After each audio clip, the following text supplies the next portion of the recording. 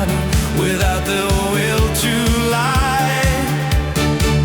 I took refuge in books, read them one by one.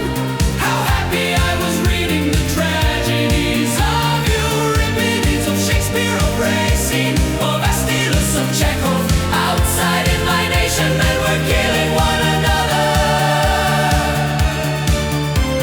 A warlike life freshly forged by peace, a mirage, my kindly destiny denied. I learned the art of reading alone, the hardest, traveling as a student and teacher around the world. By fleeing fame I overcame so many deaths. Preserving my honesty, I rejected bribes. They did not call me honest, but a stubborn Christian, and yet I was as fragile as any man.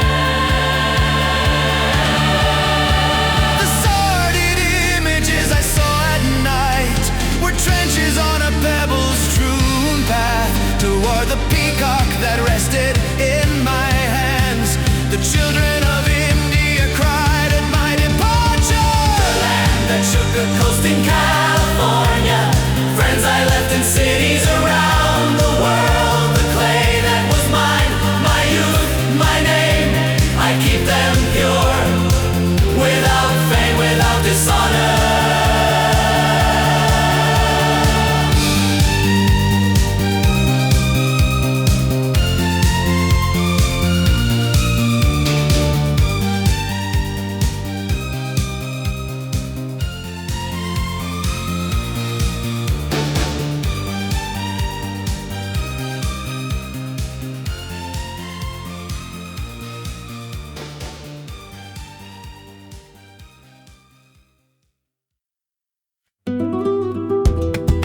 With the sky molten into the sand, where waves roar, weary of the sea. Its bones still, the sun burns relentlessly, and the salt of its body binds its wound.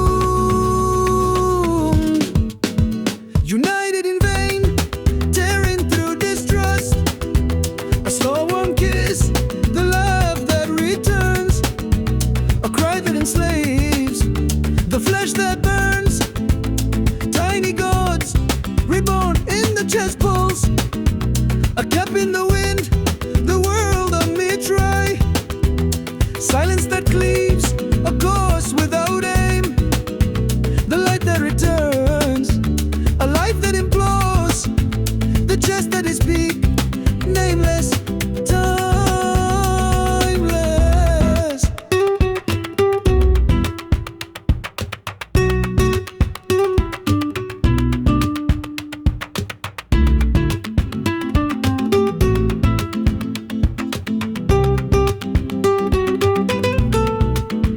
To pass opposed, dreams now extinct, a bond that shatters, the body subdued, the flesh that bleeds, a stump of oblivion, and us that dies in love's grown apart, a bolt in the mind, the self that invents, two bodies entwined, unhurried by chance, a thirsting land that finds its place.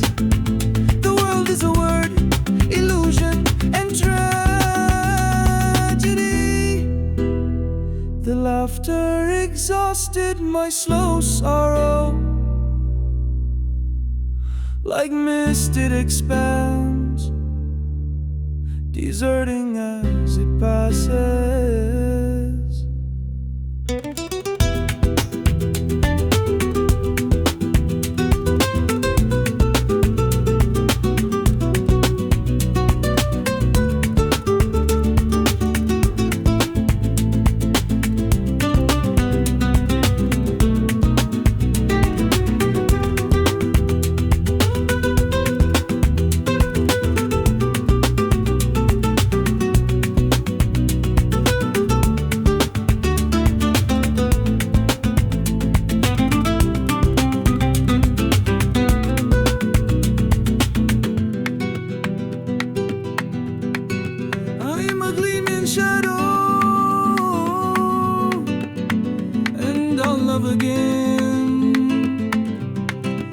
but surprised by its own liberty.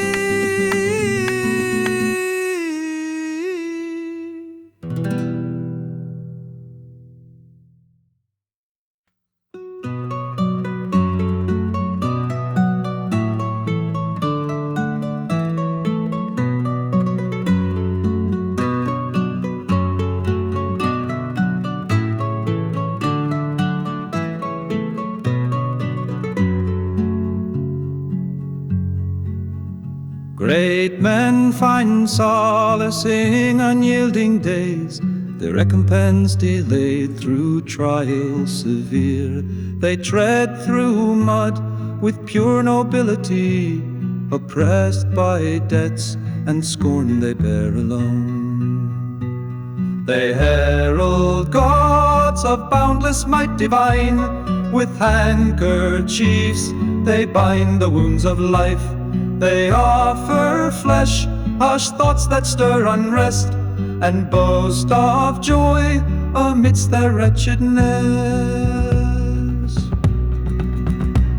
Divine their voices, breaths of ethereal light, fed by the blood and curse of motherhood.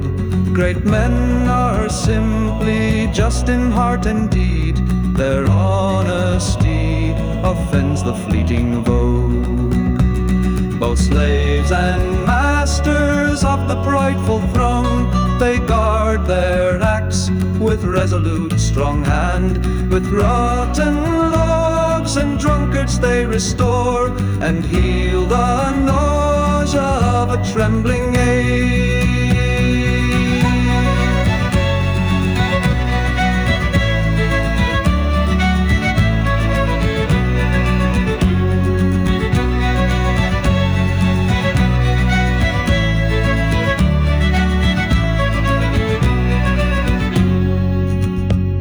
Live emblems of a glorious past they stand.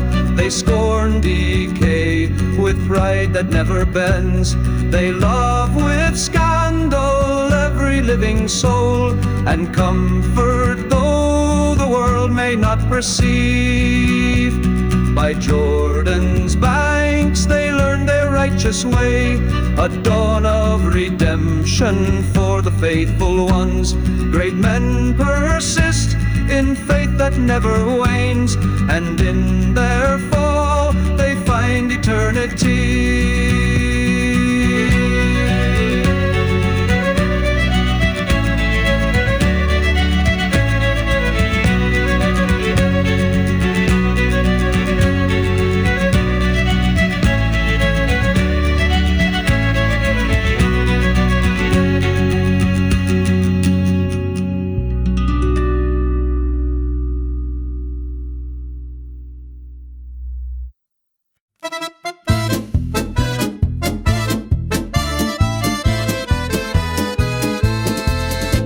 At 16, he gave his first address, denounced consumption with a burning voice, praised knowledge, the enlightening pursuit, and quoted Aquinas with fierce conviction.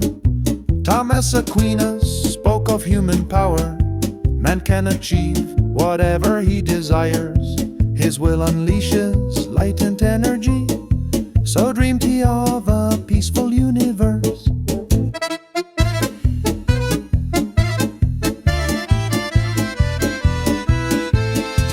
The teenagers rose to give him ovation. Teachers applauded his luminous words. A bishop called him to distant Bogota. A congress awaited his bright presence. Yet his speech, handwritten and sincere, he never typed it on a blank page. Theater and song stole his focus. He declined to lead in adolescence. The girl who silently watched him depart took his place, repeated his ideals, became a congresswoman in the end. The very path he once had criticized. So he lied or folded in a world he could not reach or dared not to touch. That same world Sylvia Plath abandoned for a destiny both tragic and calm.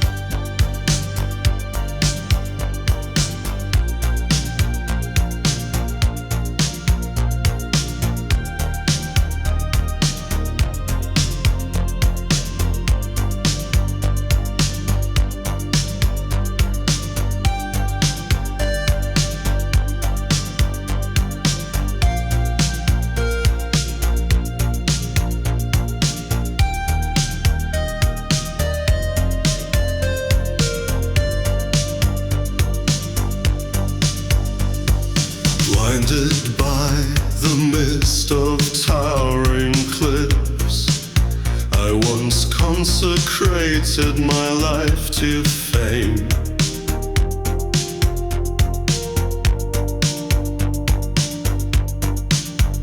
I deciphered the secrets of performance and was applauded for my portrayals.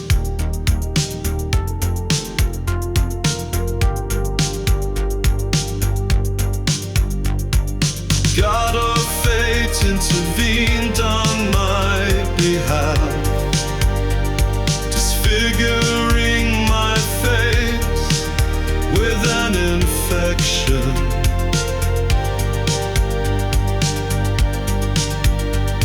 Scars the world rejected, without beauty, without ugliness, without the will to fight.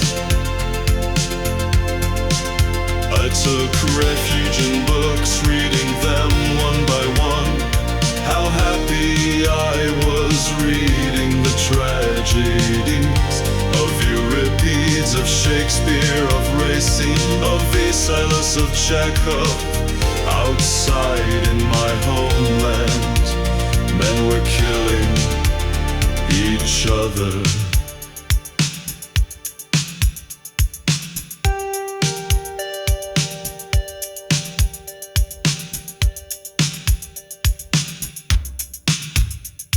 A warlike lie, newly forged by peace.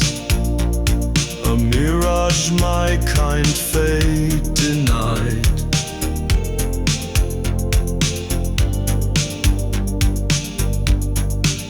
I learned the art of merely reading the hardest of all. Traveling a student and teacher across the world.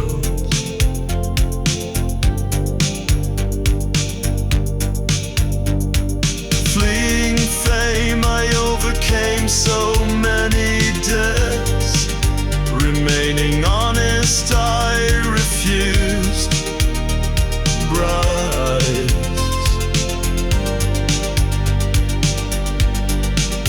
They did not call me honest, but a hardened Christian. And yet I was as fragile as any man.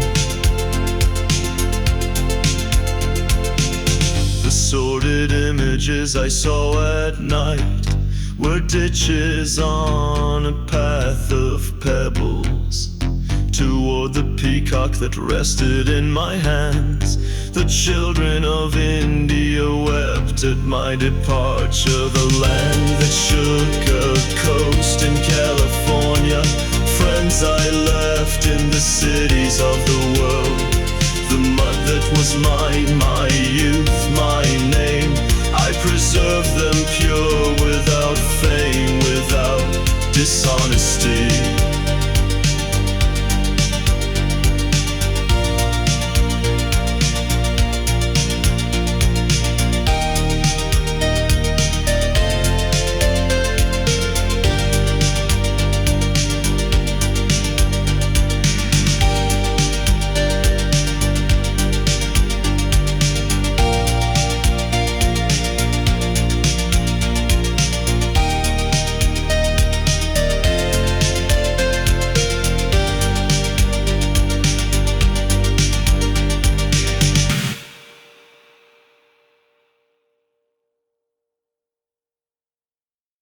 The city rose unfinished when I loved her. Dark pupils, the night remained truncated and starless when she suspended my desires. How many times I wandered through Bogota, the seventh aching and silent, from Bella Suiza to La Cien, and then to La Castellana, wandering like waves. How much I cried, the fire of her absence. Finally we kissed, we loved each other in a studio papered with photos of Billy Joel and Cyndi Lauper. So popular, so loved by all, in a city of transient lovers, for whom love was a weakness and left subtly with gestures of reproach. I persisted, tempted by gladiolas, and perhaps she too for an instant. But in love we celebrated 1, 2, 3, 10 years that passed. We staged a love story and performed it for the masses and caressed fame without achieving it. If only we had discovered El Dorado.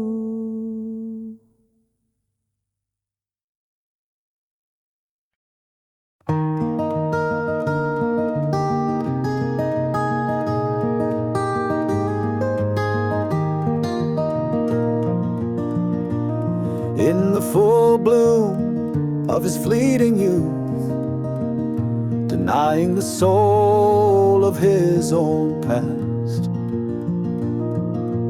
fearing a future without clear direction, he left for the north, far from her embrace. There you will find the supreme, they told him, a car, a house, a blue-eyed Barbie. But his mind surpassed the supreme, only to lose itself in the invisible.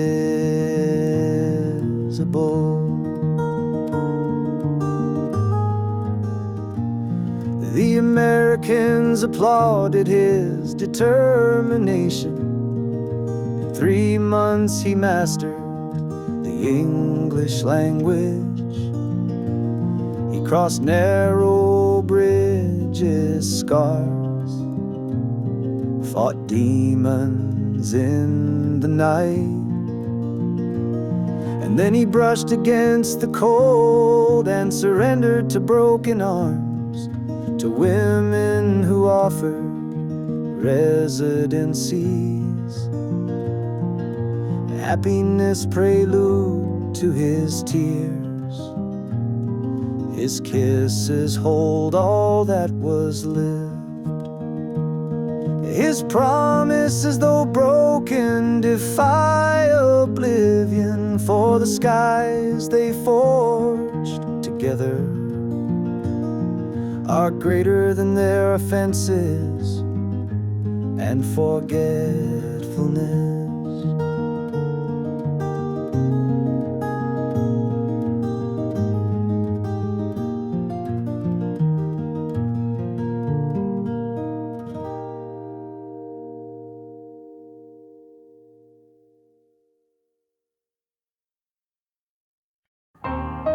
I carried a romance across the world to lands and faces untouched by affection. My friends believe me a mercenary soul, how far they were from love's true kingdom. You often left without a farewell, proclaiming your youth and boundless freedom. You called affection a mere fleeting whim, yet your absence set my heart ablaze. True, you were mine when the city was buried in snow for endless weeks. How sweet were those nights we shared when trembling you clung to my embrace. Sweet were the afternoons in quiet parks when silence at last bound us as one. You loved me too at Christmas time or Thanksgiving, warmed by your parents' call. Then you sought a sorceress's counsel, who offered you Venus to meet us as gold. And you love me so little then, to spurn love for a handful of coins. The next day you gained a job's reward, its price that I could not follow you. Pitying me, you took me to another seer, who listed one by one your betrayals. What did she advise you asked of me? She told me to love you no longer, I said, breaking the dignified poise I'd honed, the grace I'd cultivated just for you. Did I tell you it was all a revenge? That professor I shame for ignoring delusions from both I suffered jealousy and cruelty, the bitter sting of American disdain. Yet still our kisses shield us from resentment. Their pulse you'll feel alive upon your skin.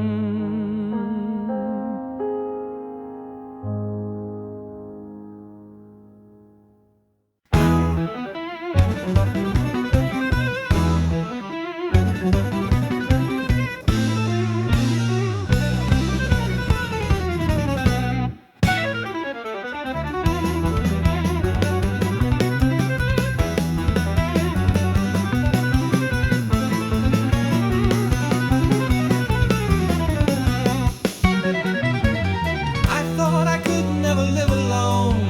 I believed that women understood each other, consorts of one shared will, companions fused in noble silence. My mother asked me for your portrait, and you refused to be examined. Truth is, neither you nor I would be judged for eyeing the fashions of beauty. Your lines, your face, they mirrored mine, always smiling with quiet appendance. Though you once voiced a certain prejudice and I another, we always showed respect. What remains of that love are your laughs, your rebellion, your hand held in mine, a union that stirred discomfort among white-collar conformists.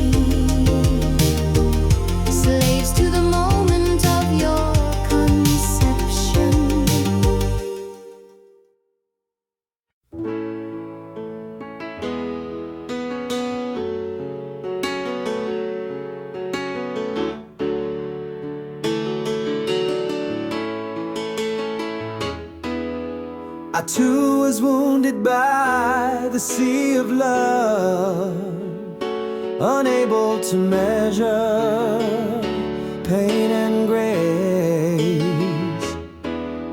It's true, mother, she chose to be cruel. How to be a bad bitch, her favorite guide. She made me a spear against the mighty, the one she dares not ever face herself.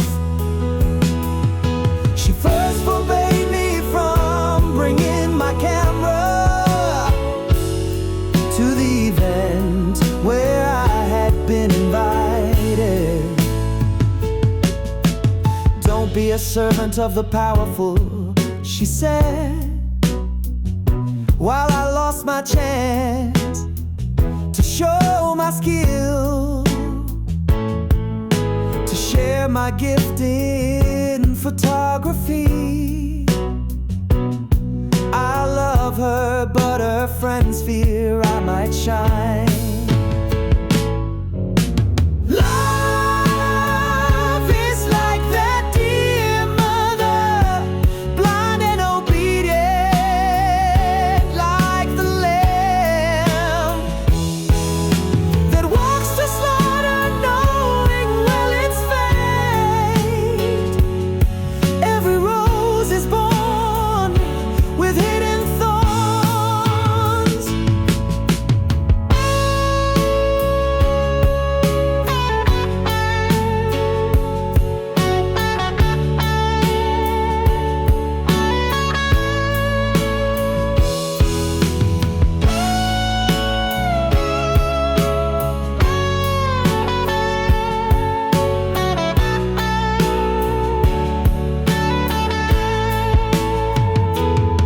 Have you not heard of heroes who lost it all for chasing dreams woven from love's illusion? She's the one I hold each passing day, a tree trunk in life's wreckage and despair. I rewrote my story and my past, erasing every trace of sorrow, shame. She asks me to serve her as a slave, beyond the law, beyond all earthly courts. Her photograph denies you, for she is not thin and wants to be praised for her cleverness. Nor does she accept those fake smiling pictures that hide the anguish we all live each day. Love is like that dear mother, blind and obedient like the lamb that walks to slaughter, knowing well its fate. Every rose is born with hidden thorns. Every rose is born with hidden thorns.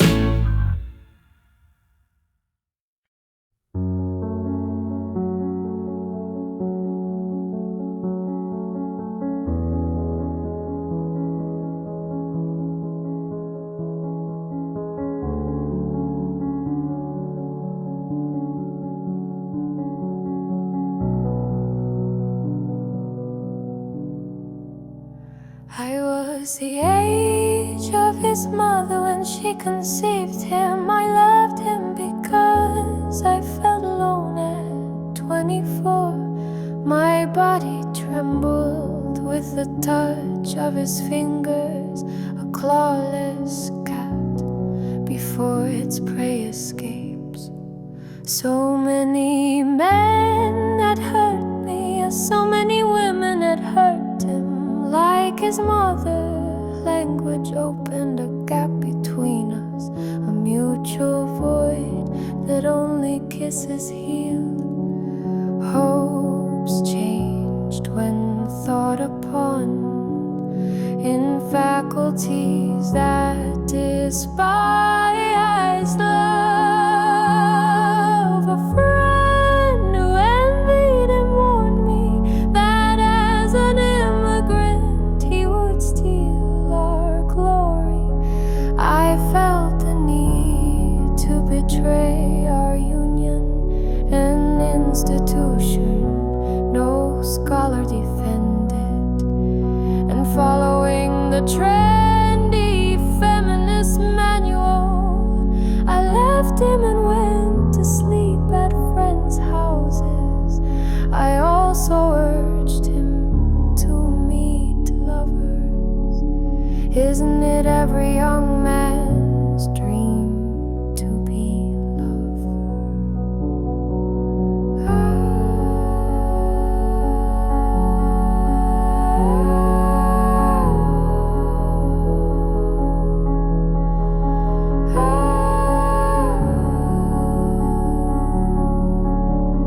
Isn't every young man's dream to be loved?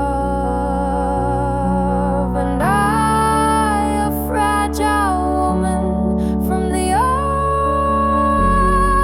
Ohio Valley, watched as he left with another European immigrant.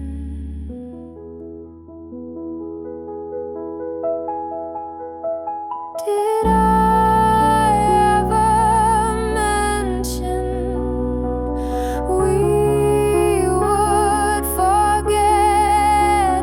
I was wrong for all the past pulses. If I had known it wasn't selfishness but lust, that was the capital sin of South America.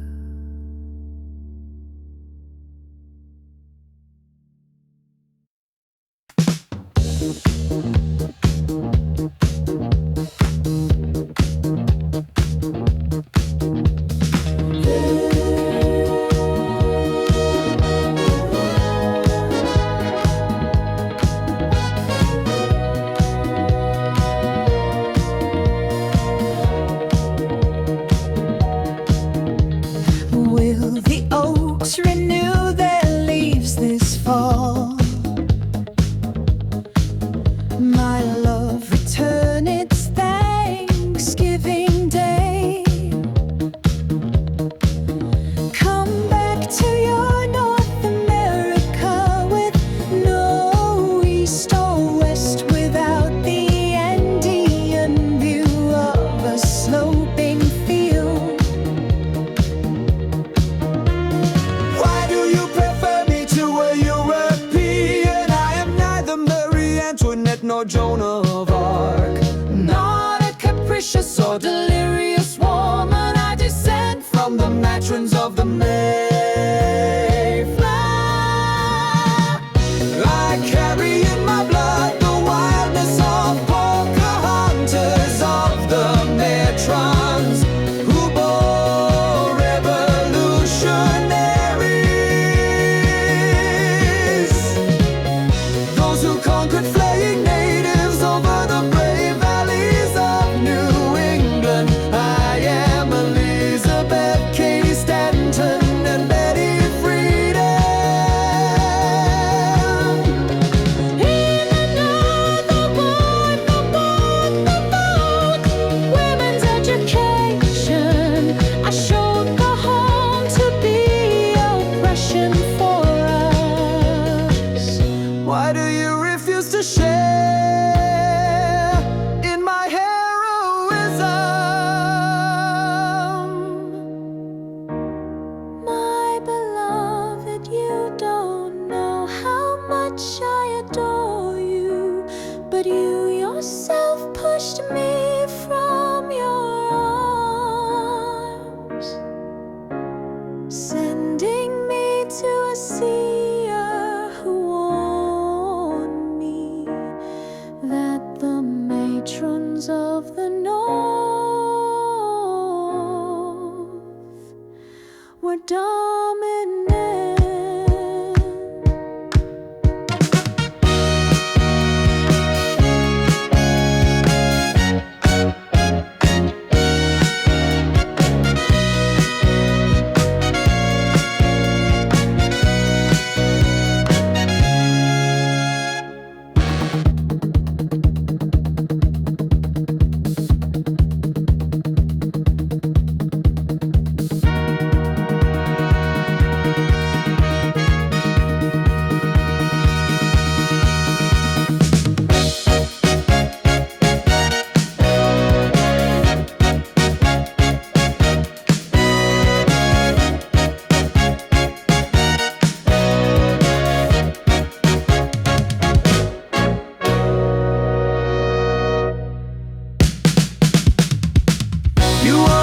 Who supports your dreams, who sails seas never before explored, who reaches the summits of heaven and earth, and for that you must return from north to south.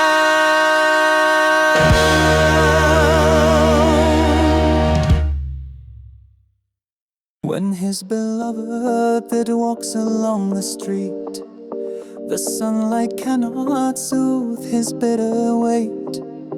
He wonders if he should have dared compete with the matron crowned by fortune's weight. She learned from friends he stood against abortion, and proudly said in class she'd end it too.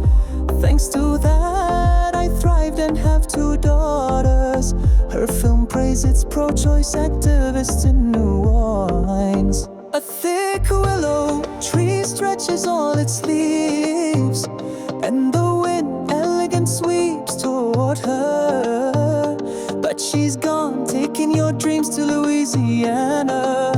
Take me with you, you beg, sacrificing your pride. Yet that pain you felt is proof of the deep love her gray eyes still stir in you, even when a Canadian journalist calls and invites you to bask in her affection.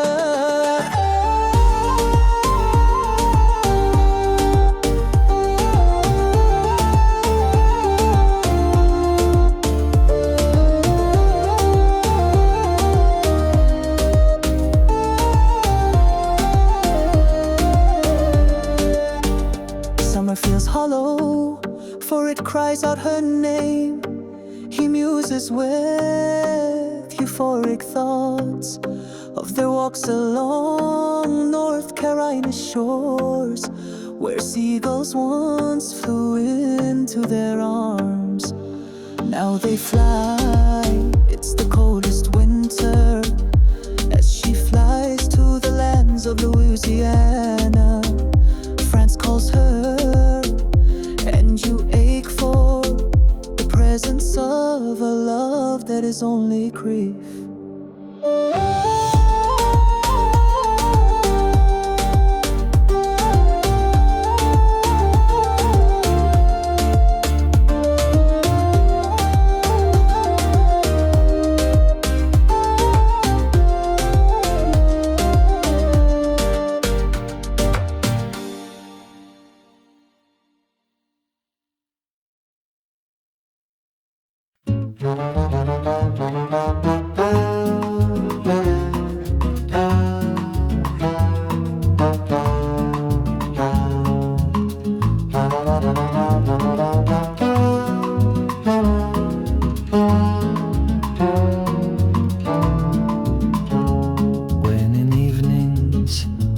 Wrapped in silence while solving problems of daily toil and the burdens of the present moment, your voice and face return with a breeze, and our reunion unfolds like before, an image that summons wrath or mercy, facing the impossibility of an embrace.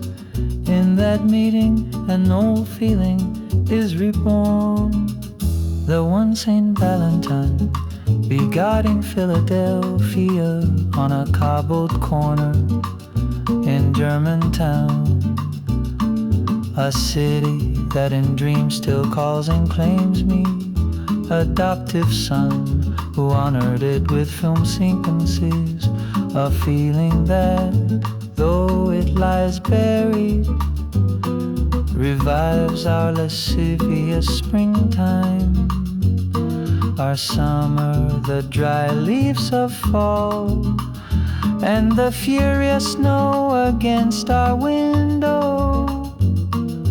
You and I, torn out of the night, longing for the lake shore edges, celebrating a wedding without priest. Your silence more torrential than those waters.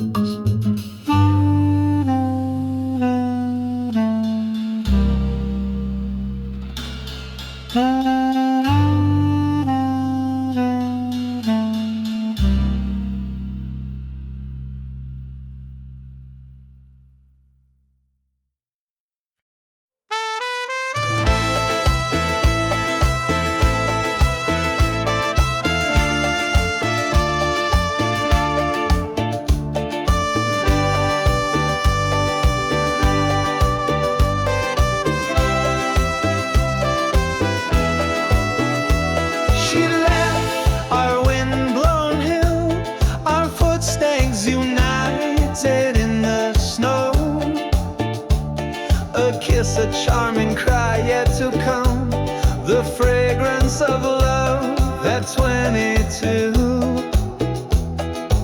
How irresistible the brush of her dress, my hands upon her forests and landscapes, her pale skin, her fruits in the wind, goddess conceived by ancestral dreams.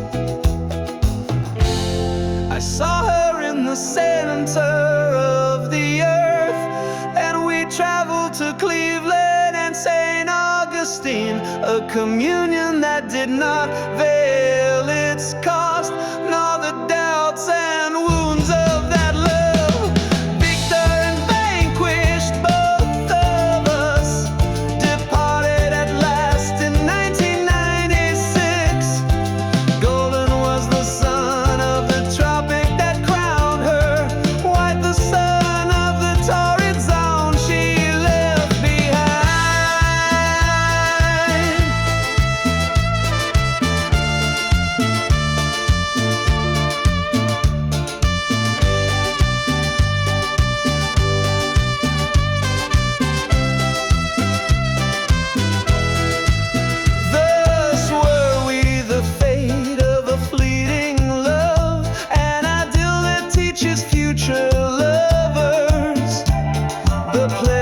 sorrows between north and south, a suffering shared by all who live. Days without rain followed our parting, without us the men and the things we once colored with independent films regained their primitive gray forms. I saw her in the center of the earth, and we traveled to Cleveland and St. Augustine, a communion that did not veil its cost, nor the doubts and wounds of that love. Victor and vanquished, both of us departed at last in 1996. Golden was the sun of the tropic that crowned her, white the sun of the torrid zone she left behind.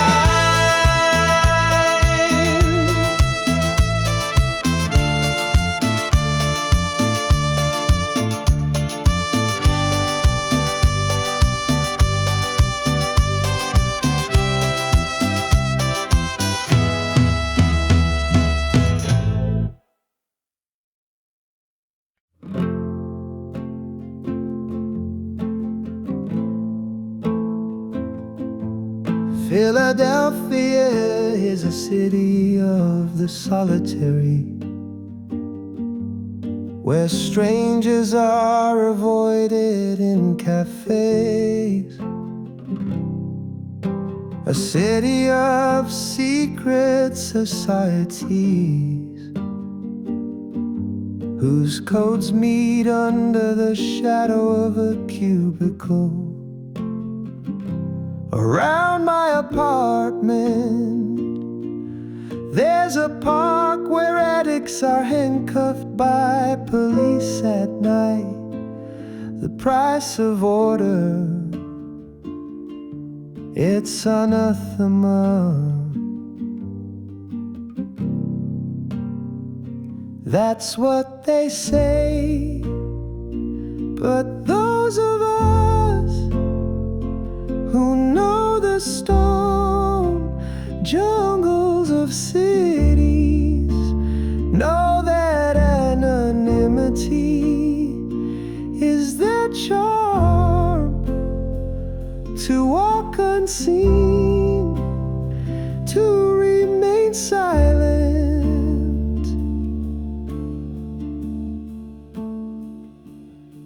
And today I celebrate your summer, the most beautiful, as humid as that of tropical jungles, more welcoming than the dry air of Bucaramanga. Here the bushes embrace me as I pass.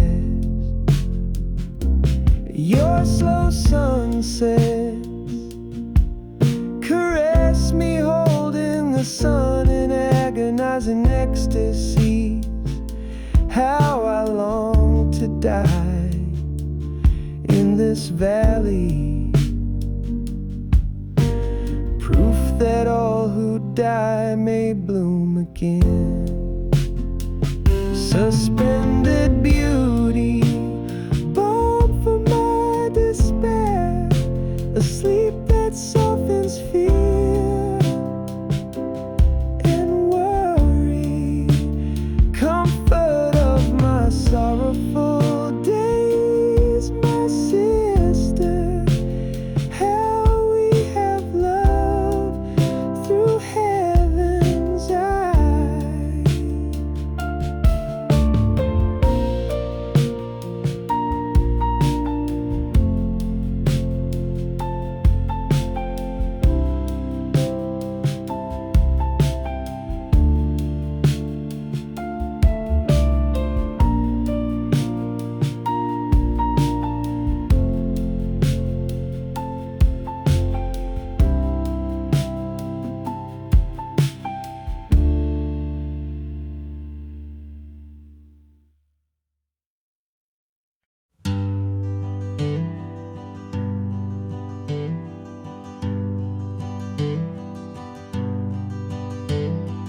Go then, my American adventures, along the path the West promises. In California, the gold fever exalts you. Be a siren who ensnares idolaters and conquerors. Did you so little value our solitary evenings? I was always happy at home with you, but you always longed to flee Cleopatra, who abandoned Mark Antony in his battle. I will not forsake the little I have left to beg for more pleasurable nights. I'll follow the advice of old Shaw and finish my battle until I graduate.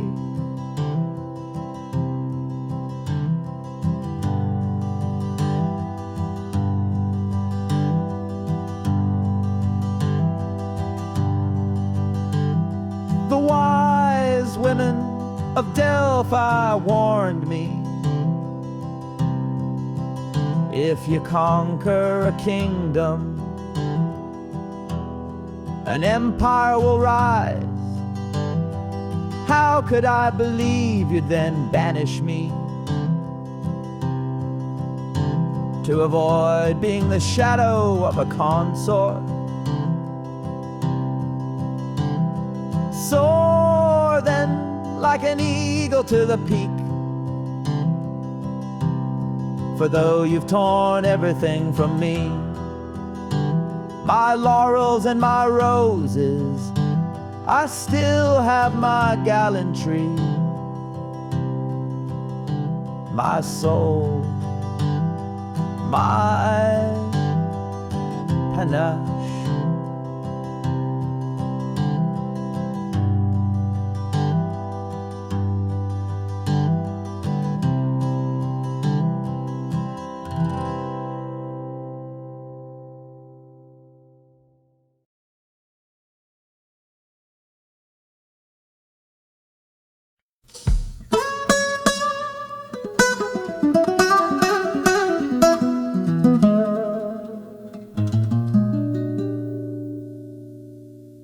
After his beloved failed to name him first, a public secret, leaping over rooftops for nights of passion with a blonde maiden.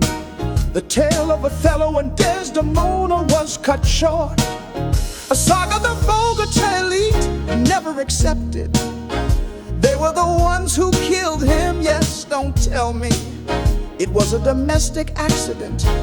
Have you read his brilliant translation of Othello?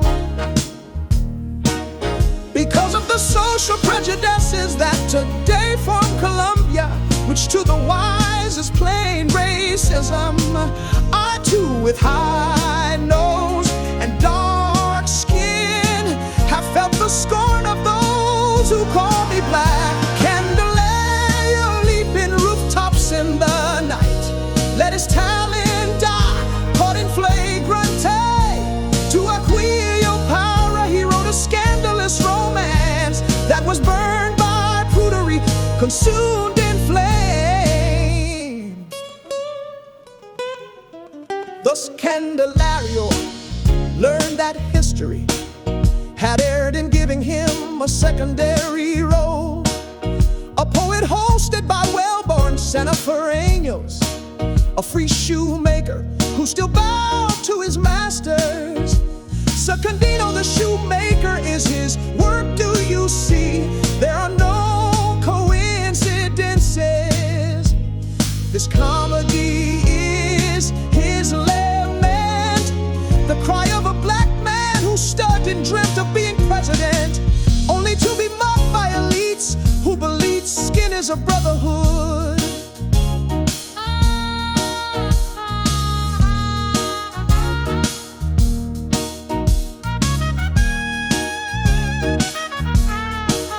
Favored by the muses, child of twilight and dawn, his verses preserve the pulse of the Magdalena. Beneath his dark skin beat a heart of flame that traced love, shame, hope, and sorrow. He was punished at last for killing Desdemona, though she never died. That is the farce that still splits humanity in two, a song Derek Walcott would echo in the 20th century. Why do you insist to see my skin as the color of ink? Do you also believe that my soul is black? He sang in vain to his beloved.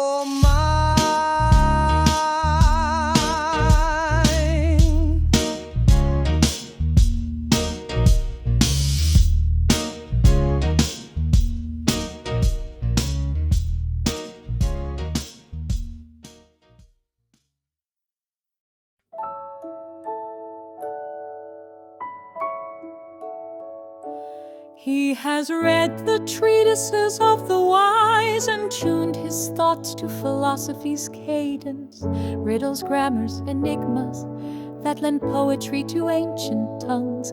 He has conquered the plots of tragedies, the spell of time held still, words suspended in the air, extreme nature devoid of sense. He has praised and cursed 1,000 deities, forgotten by centuries by men. And among cunning hypocrites I was raised, with tutors, letters, and renowned names.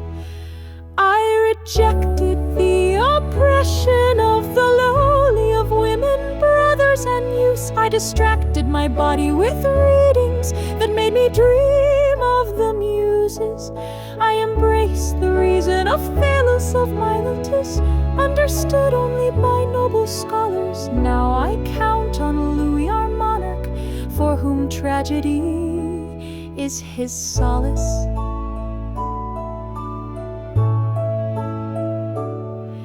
I portrayed the bold Nero on stage and understood his inner motives, his fierce rebellion against his mother. I don't excuse his sin, I only comprehended. Everyone knows the king's father lives hidden behind an iron mask. He enjoys ample courtesy in his cell. Is that worse than parricides, confinement? Tragedy redeems, for it is true, I myself have lived it in my poems. My comedies are few, my tragedies many. I will not offend my king with a jest. I rejected the oppression of the lowly, of women, brothers, and youths. I distracted my body with readings that made me dream of the muses. I embraced the reason of Thales, of Miletus, understood only by noble scholars. Now I count on Louis, our monarch, for whom tragedy is his solace.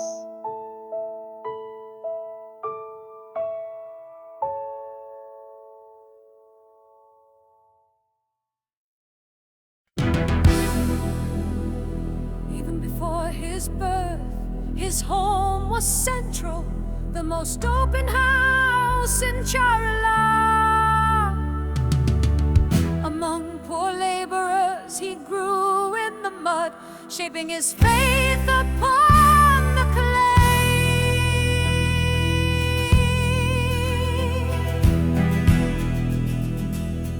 His hands learned the craft of labor, extension of soul and justice true. Later in Bogota he taught the condemned the art of forgiveness and of word.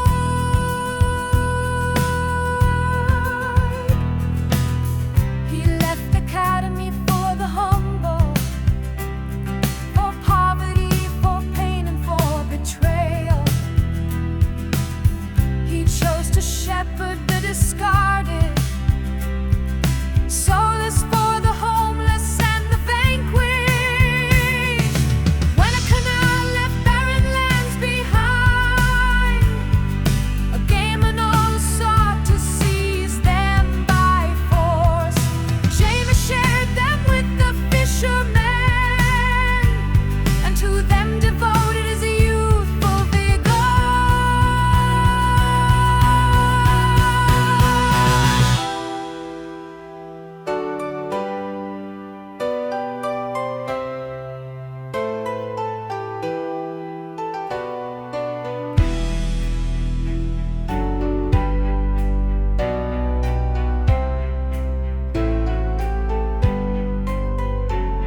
I went to Bogota when they cast us out. A peasant told me with deep respect, and on return the land was ours again, for those who sow it with their feet.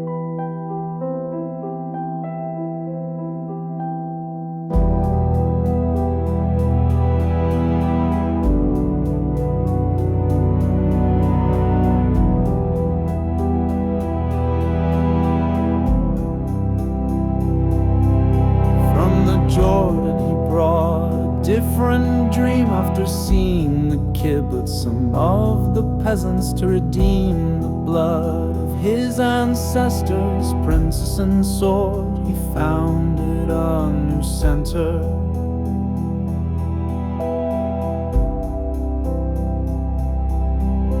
The country's first school farm came to life, built on the strength of communal labor. Young people paid their tuition in full by sowing the fields and reaping the crops.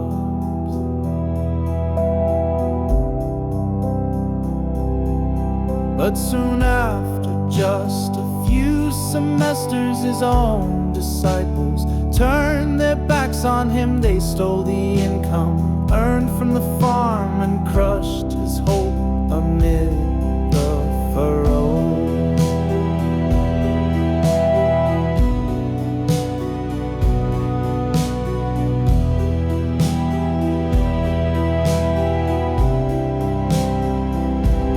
And though like Jesus, he forgave them all, his heart gave out at the age of 49.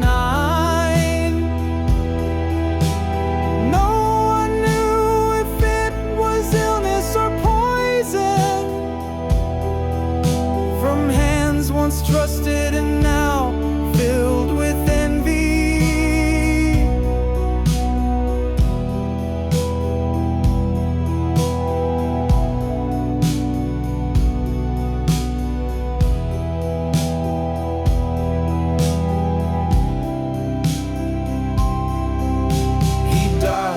Saint alone, but held by God, presiding over heaven's silent temple.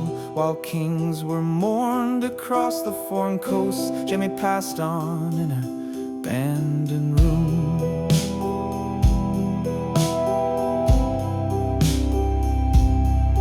Manatee retablos of a joyful town, so I named the film of my student days. You'll find it on a number of platforms, my answer to the scorn of the Anglo world. They forbade me to film in North America, so I turned to my land and its neglect. There I recount his lonely death and how humble souls still echo with his life.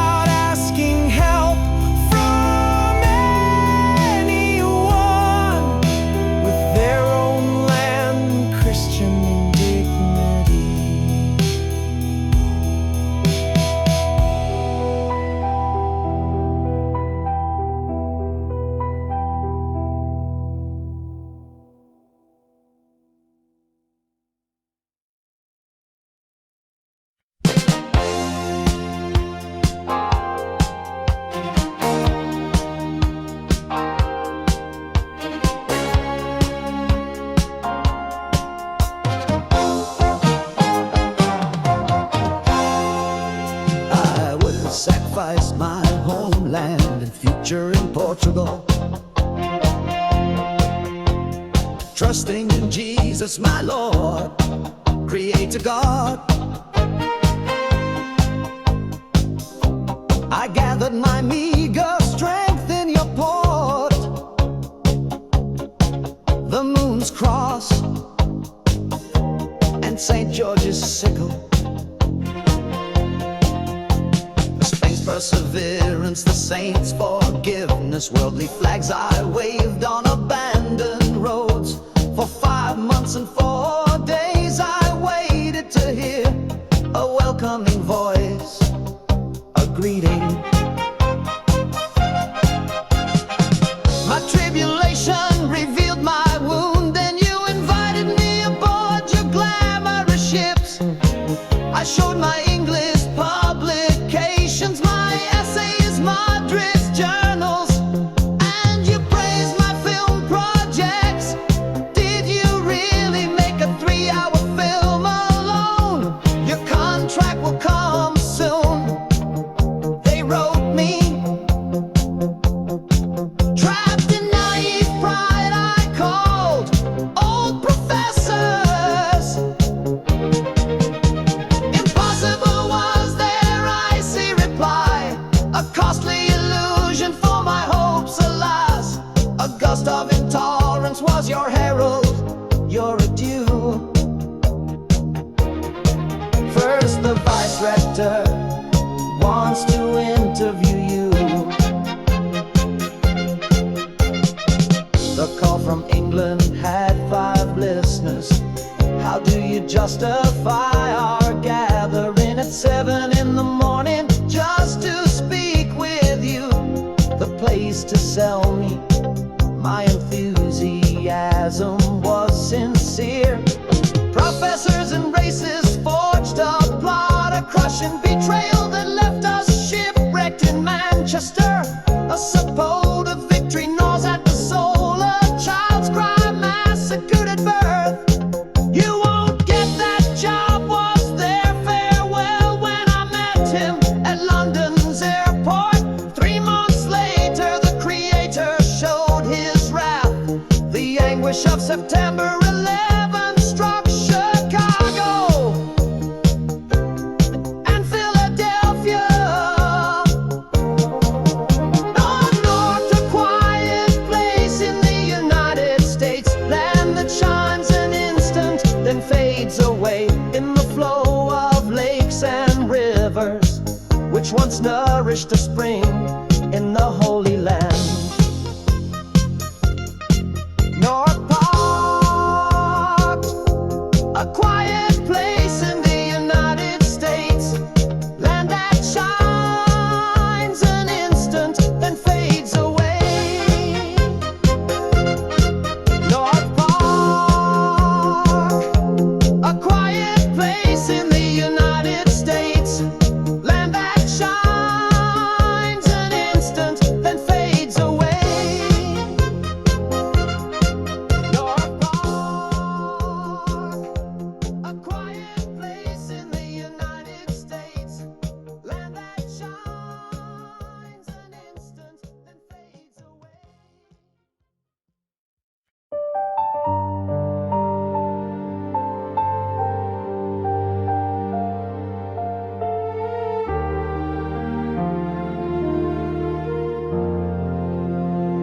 She was the water, the air, the fire, a rock beneath the furious wind, adrift in a love that never bloomed. I, a sailor cast ashore by her current. In a tree I carved the happiest days of a sordid life led by deceit. My eyes dismissed her lovely face, yet my thoughts drowned deep in hers.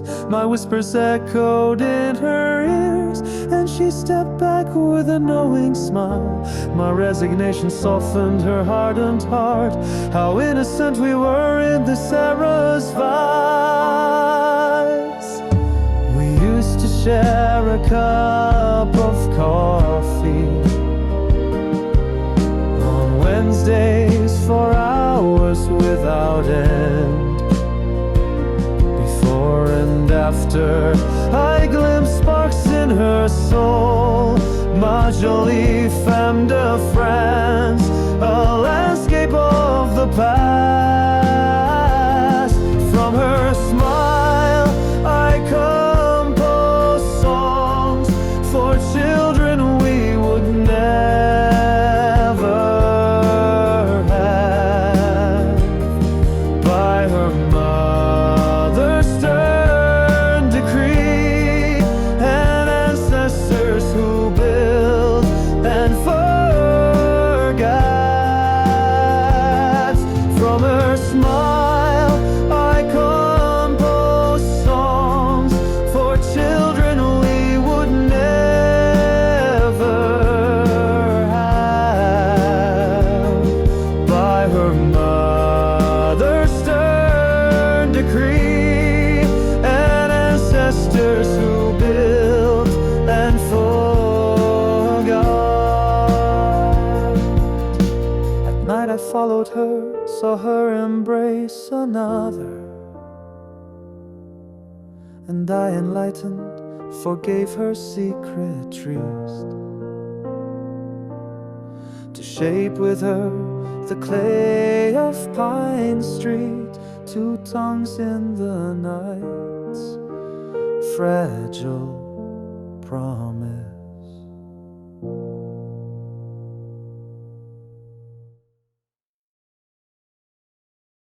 At dawn it said,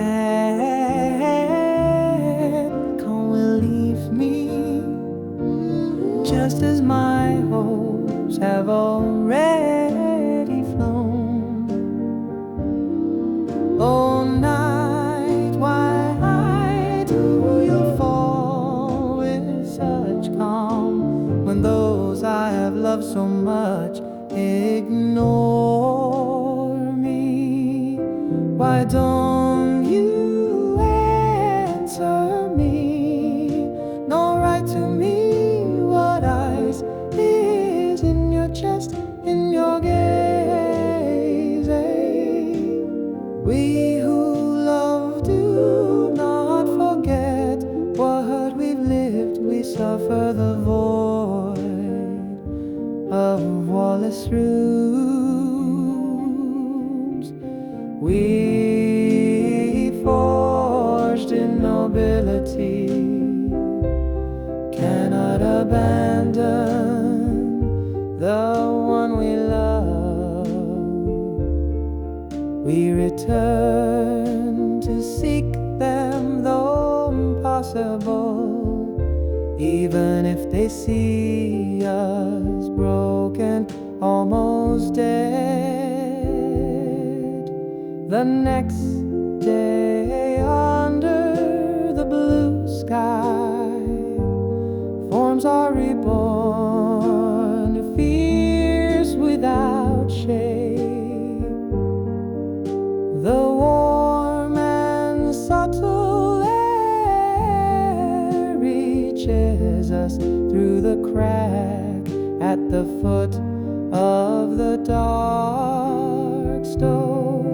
We mix sweets with tobacco and mist, reliving beaches, meadows, and seagulls,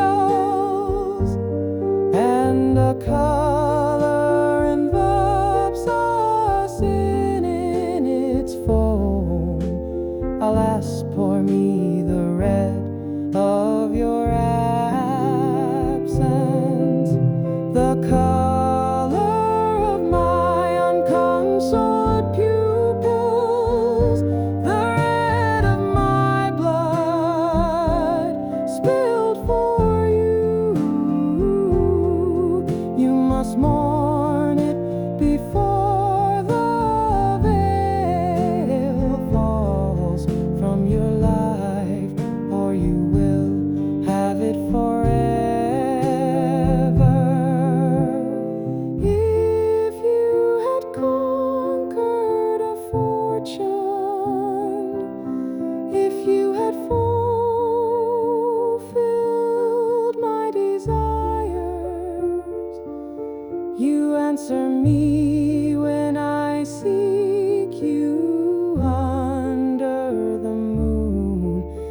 you see I chose the mud and exiles? Don't you see the angels that embrace me to show me that when you see my kingdom, you will know I loved you despite your scorn, and that my purest affection was never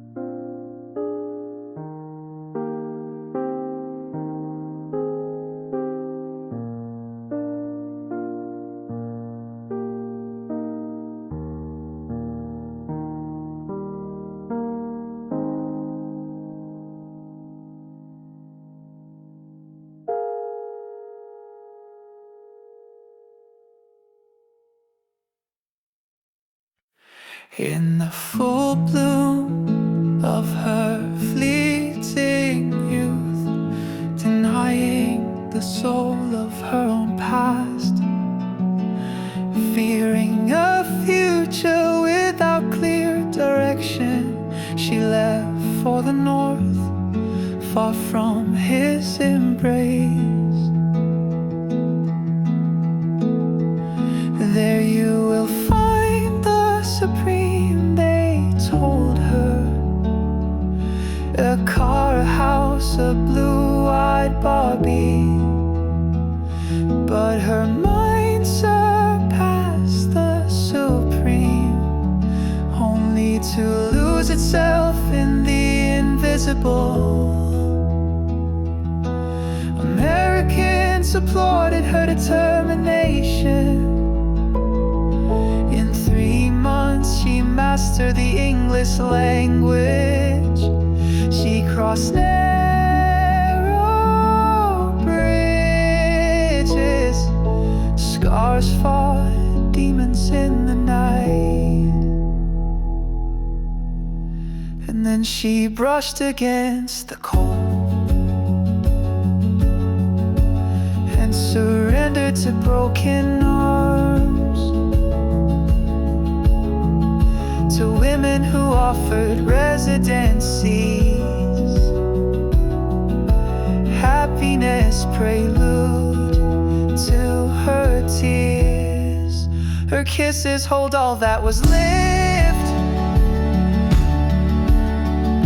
her promises, though broken, defy oblivion. For the skies they forged together are greater than their offenses and forgetfulness.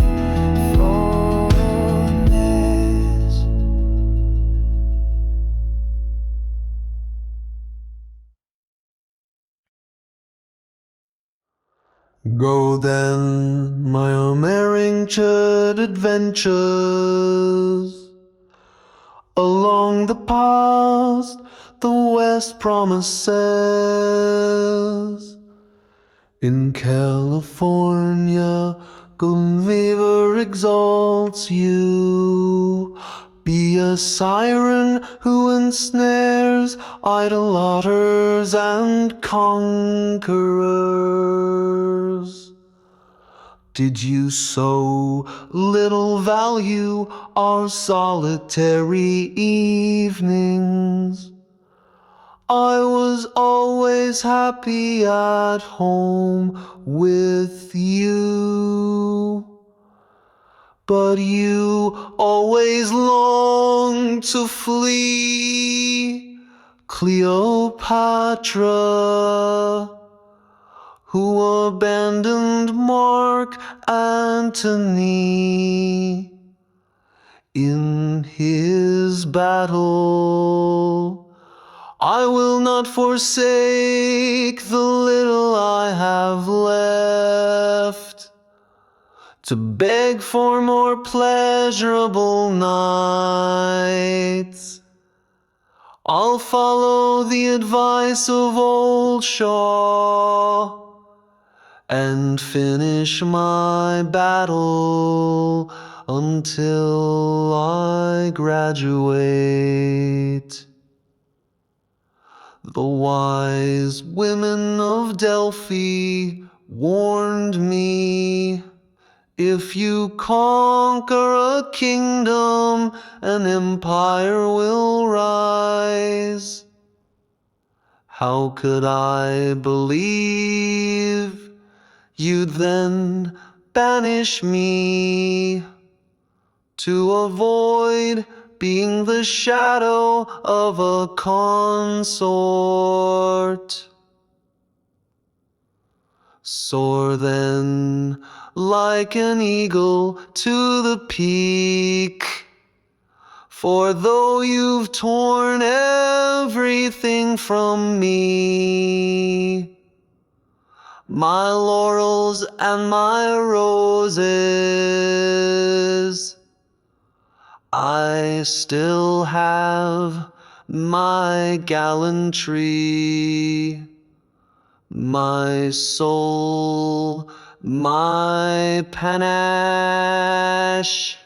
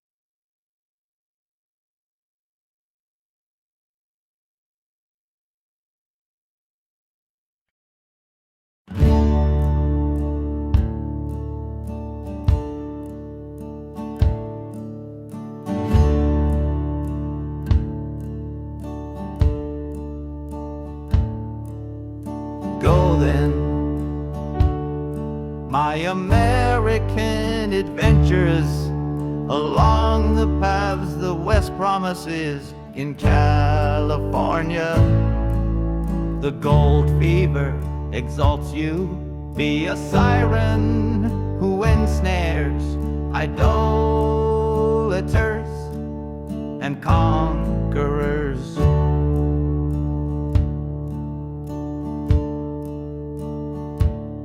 Did you so little value our solitary evenings? I was always happy at home with you, but you always longed to flee. Cleopatra, who abandoned Mark Antony in his battle, I will not forsake the little I have left to beg.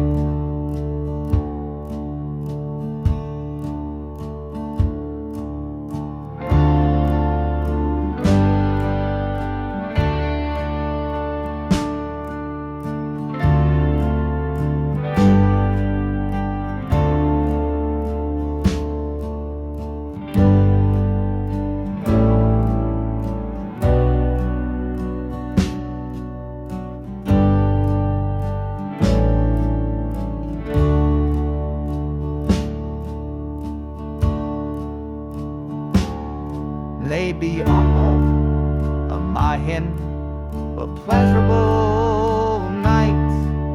I'll follow the advice of old Shaw and finish my battle until I graduate. The wise women of Delphi warned me, if you conquer a kingdom, an empire will rise.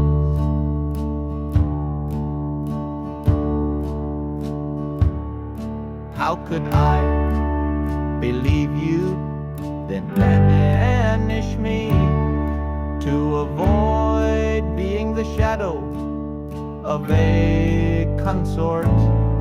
Soar then like an eagle to the peak, for though you've torn everything from me, my laurels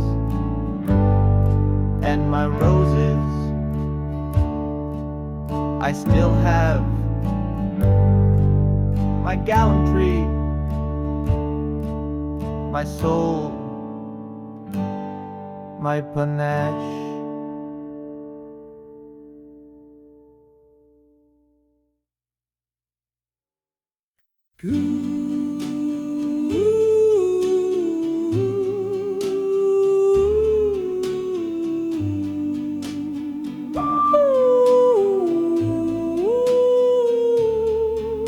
At dawn, its sad calm will leave me, just as my hopes have already flown.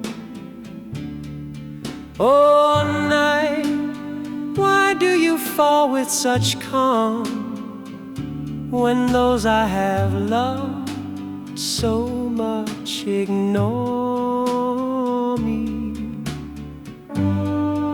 Why don't you answer me, nor write to me? What I see is in your chest, in your gaze. We who love do not forget what we've lived. We suffer the void of wall-less rooms. We forged in nobility cannot abandon the one we love. We return to seek them, though impossible, even if they see us broken, almost dead. The next day, under the blue sky, forms are reborn, fierce without shape. The warm and subtle air reaches us through the crack at the foot of the dark stove. We mix sweets with tobacco and mist, reliving beaches, meadows, and seagulls.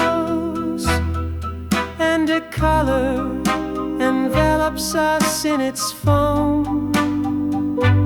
Alas, poor me, the red of your absence, the color of my unconsoled pupils, the red of my blood spilled for you.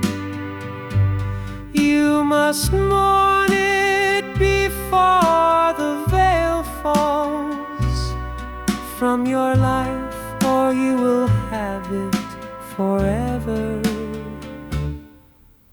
If you had conquered a fortune,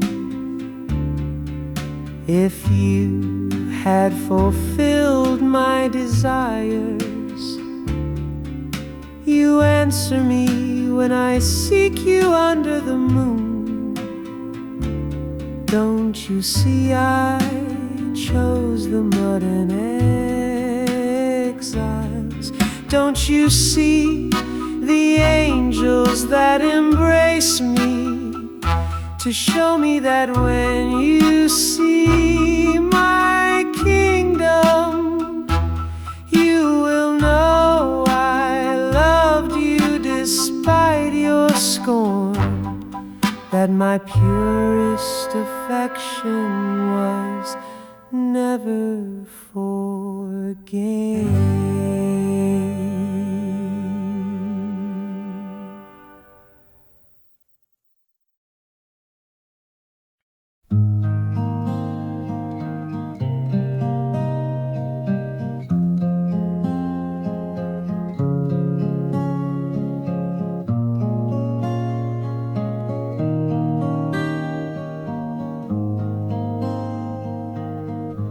At 16 he gave his first address, denounced consumption with a burning voice, praised knowledge, the enlightening pursuit, and quoted Aquinas with fierce conviction.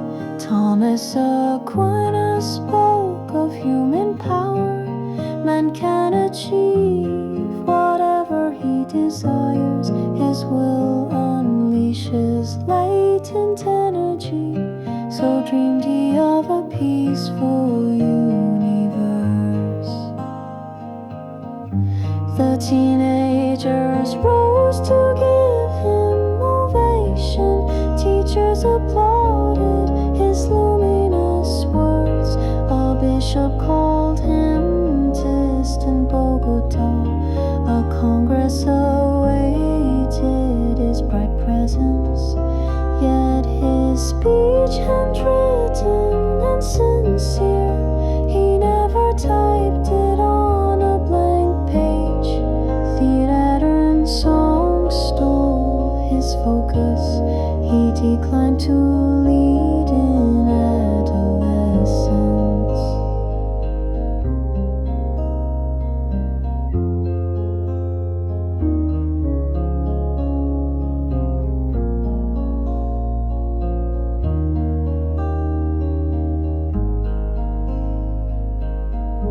The girl who silently watched him depart took his place, repeated his ideals, became a congresswoman in the end, the very path he once had criticized. So he lied or folded in a world he could not reach or dared not to touch. That same world Sylvia Plath abandoned for destiny both tragic and calm.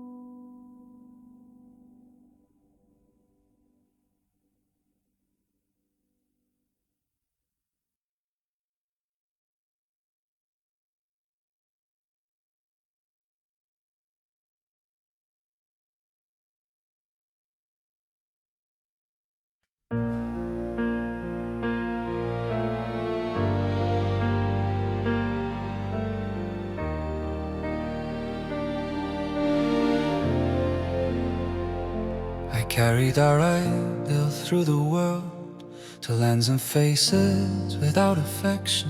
My friends thought me a mercenary, how far they were from the kingdom of love. You often left without saying goodbye, preaching that you were young and free. You said affection was a whim, yet my heart burned at your absence. True, you were mine when the city lay buried in snow for weeks. How sweet were those nights when fearful you held me. Sweet the afternoons in the parks when silence finally united us. You loved me also at Christmas or on Thanksgiving for your parents. Later you visited a sorceress who offered you Venus or Midas. And you love me so little, you rejected love for a few coins. The next day you got a job that required that I not follow you. Pitying me, you took me to another seer who listed one by one your slides. What did she advise you? She asked me to stop loving you. I replied, breaking the dignified bearing I had cultivated so much for you. Did I tell you it was all a revenge? By that professor I humiliated for not reading Gilles Deleuze from both. I suffered jealousy and American cruelty. Even so our kisses save us from resentment. You will still feel them bursting on your me, bursting on your me, bursting on your me, on your me, your me, your me.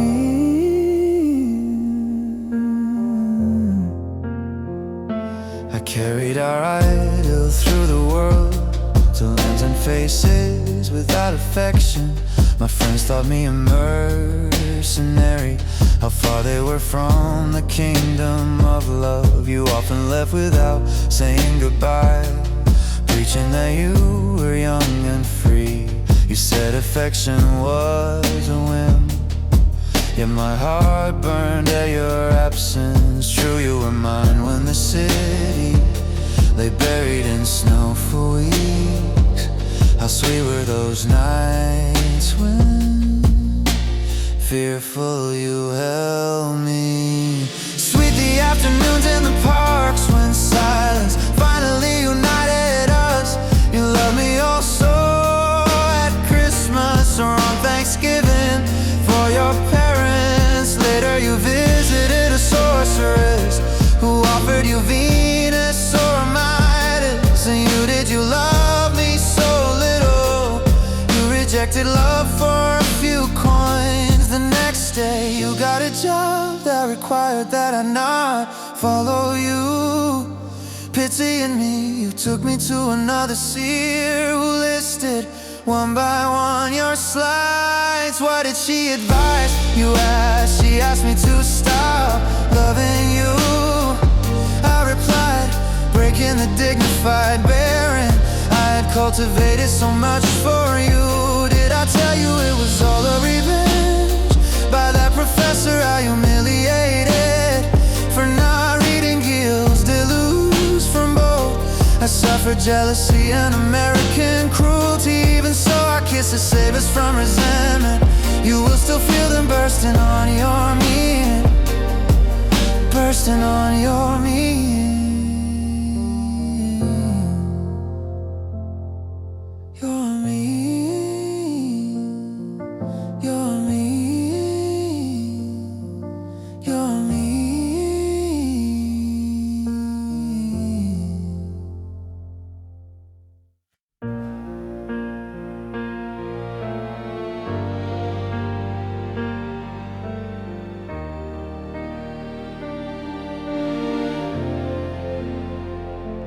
Carried our ideal through the world, to lands and faces without affection.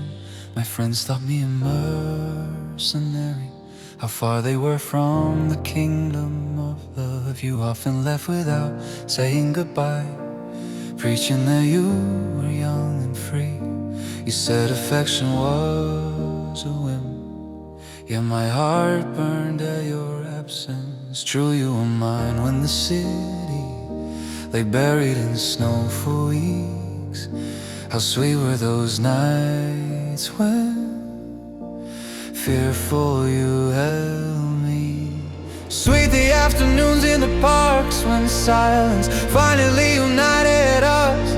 You loved me also at Christmas or on Thanksgiving for your parents. Later you visited a sorceress who offered you Venus or Midas. And you love me so little, you rejected love for a few coins. The next day you got a job that required that I not follow you.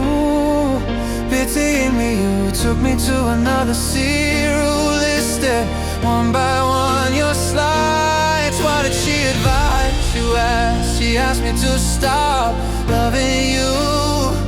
I replied, breaking the dignified bearing I had cultivated so much for you. Did I tell you it was all a revenge by that professor I humiliated for not reading Gilles Deleuze from both? I suffered jealousy and American cruelty. Even so, our kisses save us from resentment. You will still feel them bursting on your me, bursting on your me, bursting on your me, on your me, your me, your me.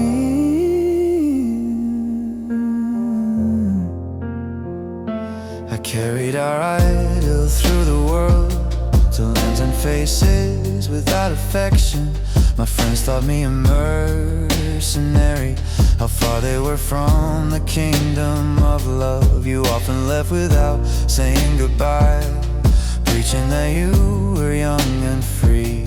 You said affection was a whim, yet my heart burned at your absence. True, you were mine when the city lay buried in snow for weeks. How sweet were those nights when fearful you held me. Sweet the afternoons in the parks when silence finally united us. You loved me also at Christmas or on Thanksgiving for your parents. Later you visited a sorceress who offered you Venus or Midas. And you love me so little, you rejected love for a few coins. The next day you got a job that required that I not follow you. Pitying me, you took me to another seer who listed one by one your slides. What did she advise? She asked me to stop loving you.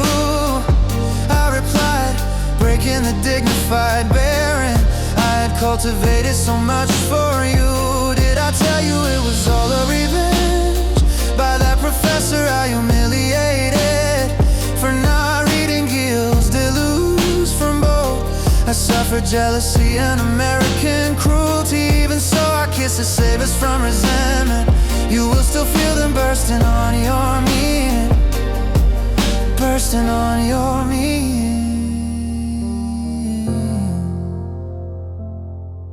You're me,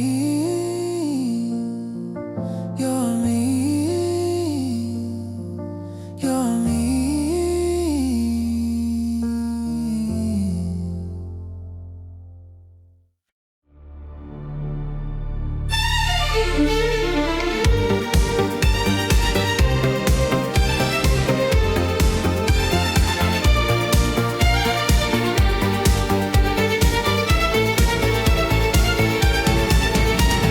Blinded by the fog of lofty cliffs, I once consecrated my life to fame.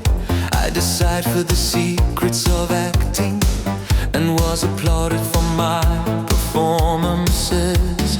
God or the destiny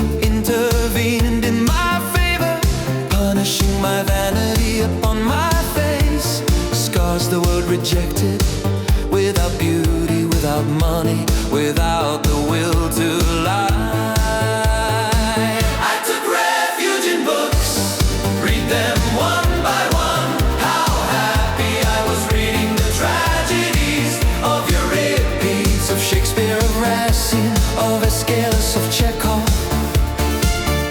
Outside in my nation, men were killing one another. Outside in my nation,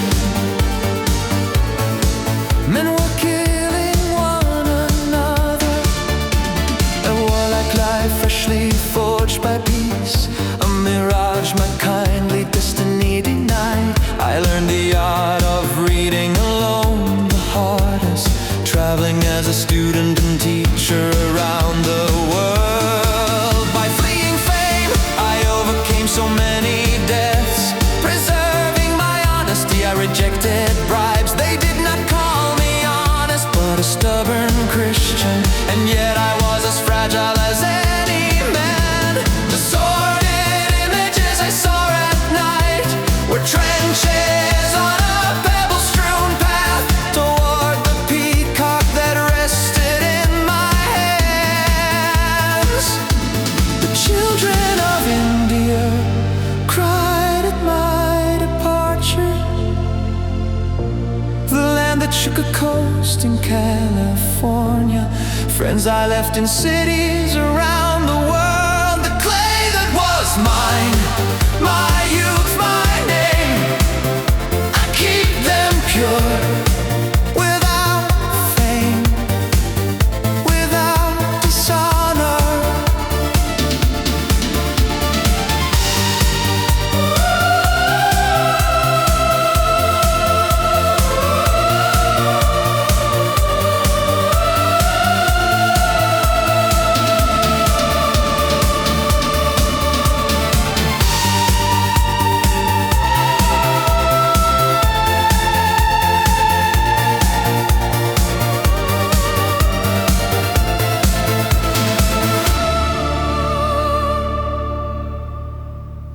With the sky mountain into the sun, where we roll, where we all see it's mountain, the sunburn reality, and the salt of it body by you. United in faith, tearing to distrust, as low of peace, the life that returns, a cry that enslaved, the flesh that burns, that we gonna down, and temples that cap in the wind, the world that may try, silent and cleave, opposed without aim, the light that returns, a life that implodes, the chest that it beat, nameless, timeless, two paths of both, dream now and sting, a bond that shatters the body, subdue the flesh that bleeds, a stump of oblivion, and as the time of grown up, born about in the mind, the self that invent two bodies entwined, unhurried by chance, a thirsting lit that finds its place, the world as a word, illusion and tragedy.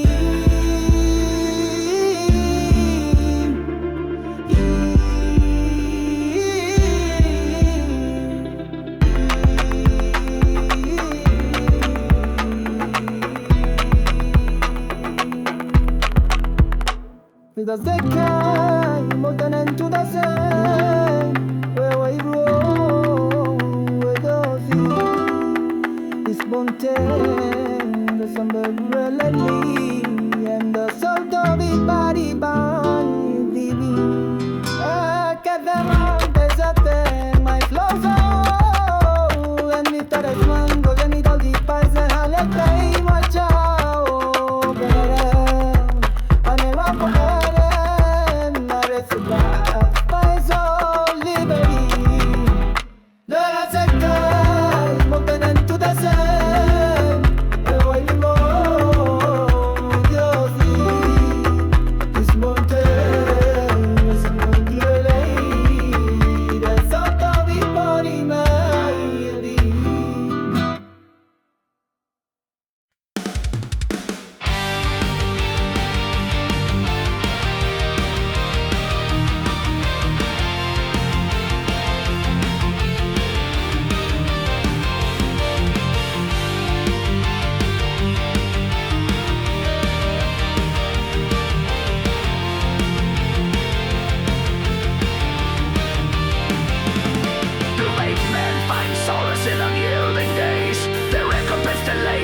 trials severe.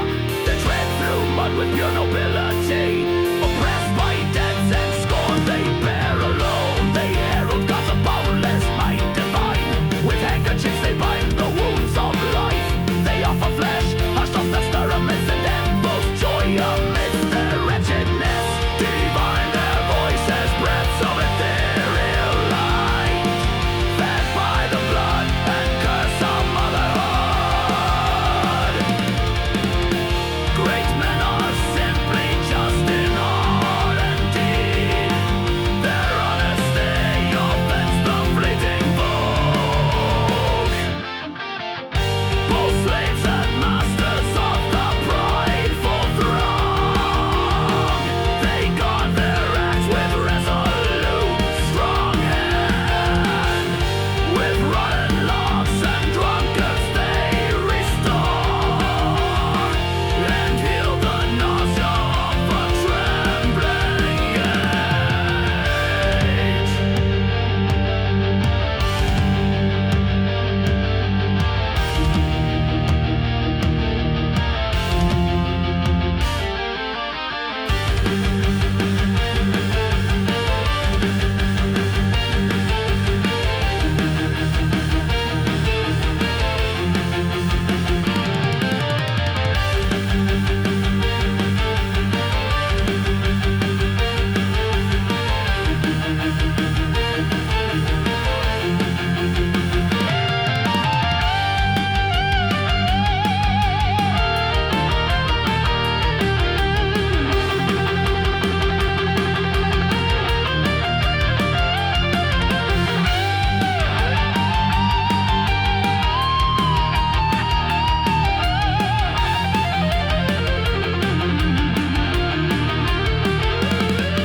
Live emblems of a glorious past they stand.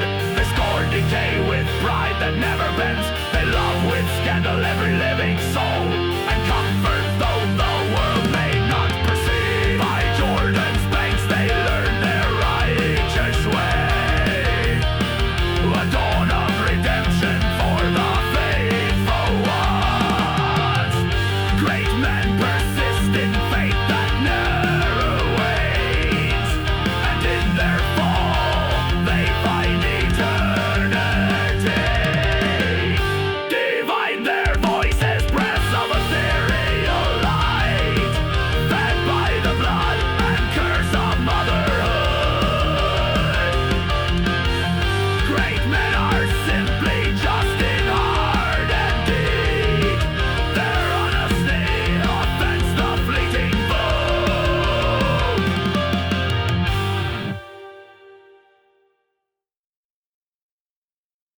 At 16, he gave his first address, denounced consumption with a burning voice, praised knowledge, the heightening pursuit, and quoted Aquinas with fierce conviction. Thomas Aquinas spoke of human power. Man can achieve whatever he desires. His will unleashes latent energy. So dreamed he of a peaceful universe.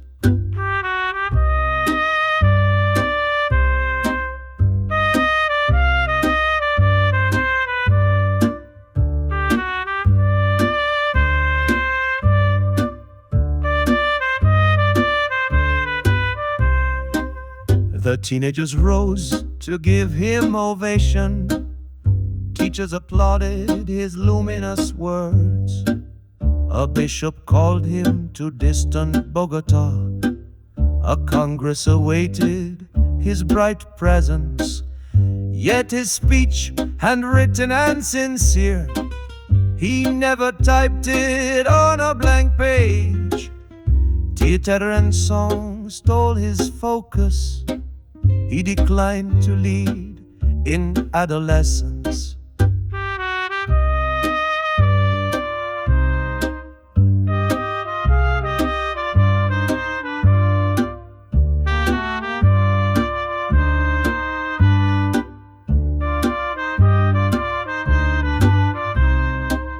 The girl who silently watched him depart took his place, repeated his ideals, became a congresswoman in the end. With every path he once had criticized, so he lied or folded in a world he could not reach or dared not to touch. That same world Sylvia Plath abandoned for a destiny both tragic and calm.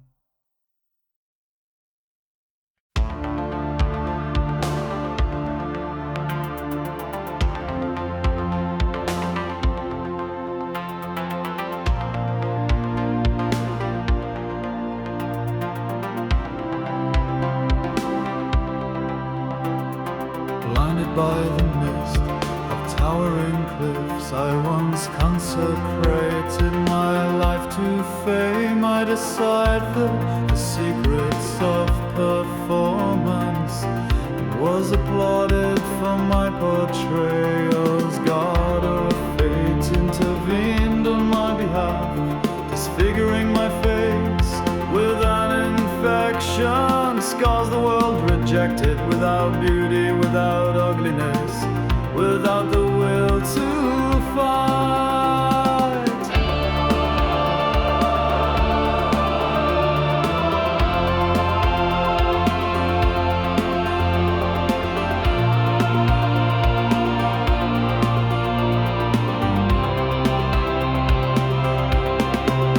I took refuge in books, reading them one by one. How happy I was reading the tragedies of Euripides, of Shakespeare, of Racine, of Aeschylus, of Chekhov. Outside in my homeland, men were killing each other.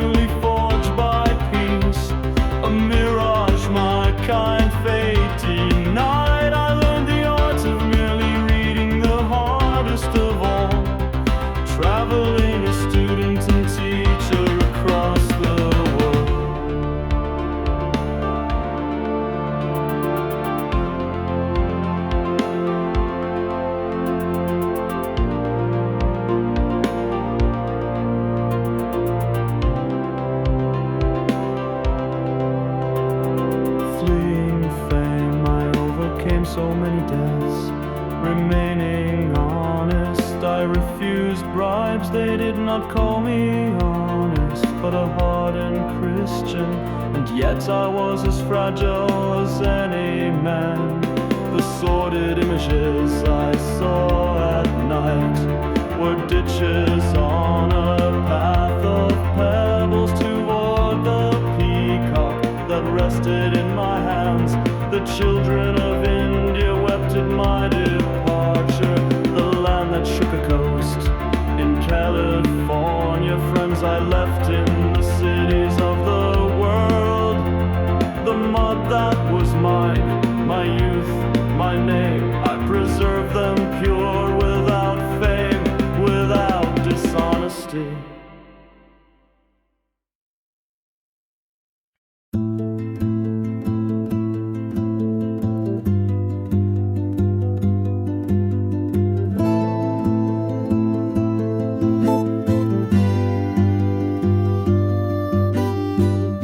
The city rose unfinished when I loved her dark pupils.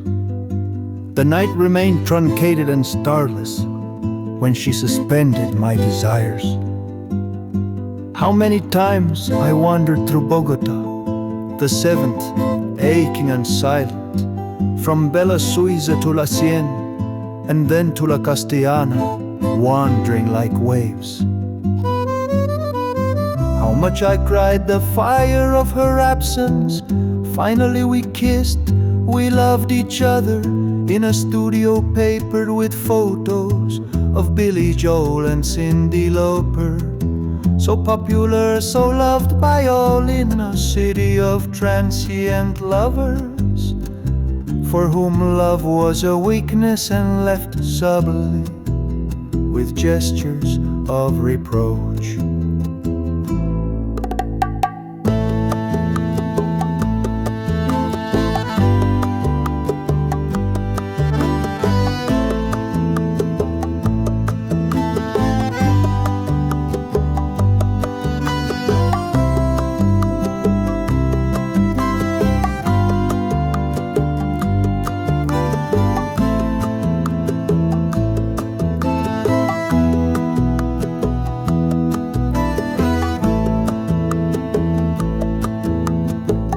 I persisted, tempted by gladiolas, and perhaps she too for an instant. But in love we celebrated 1, 2, 3, 10 years that passed. We staged a love story and performed it for the masses, and caressed fame without achieving it. If only we had discovered El Dorado.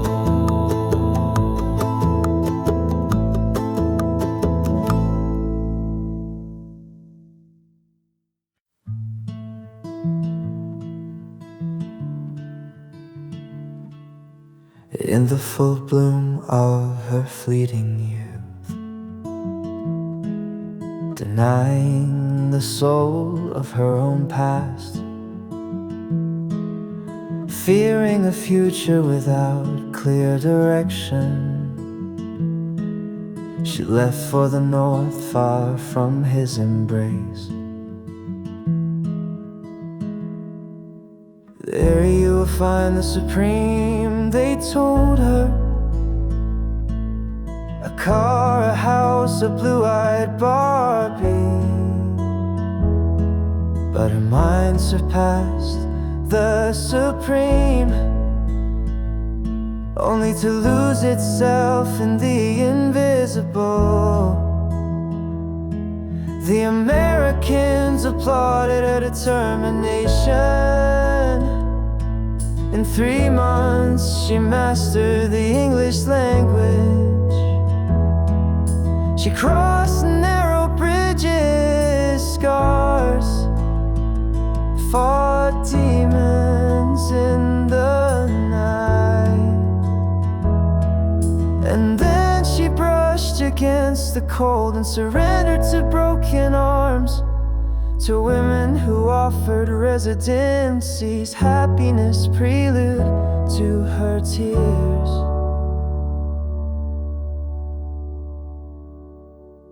Her kisses hold all that was left.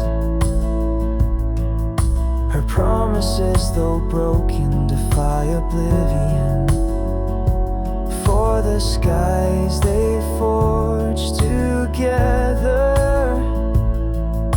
are greater than their offenses and forgetfulness.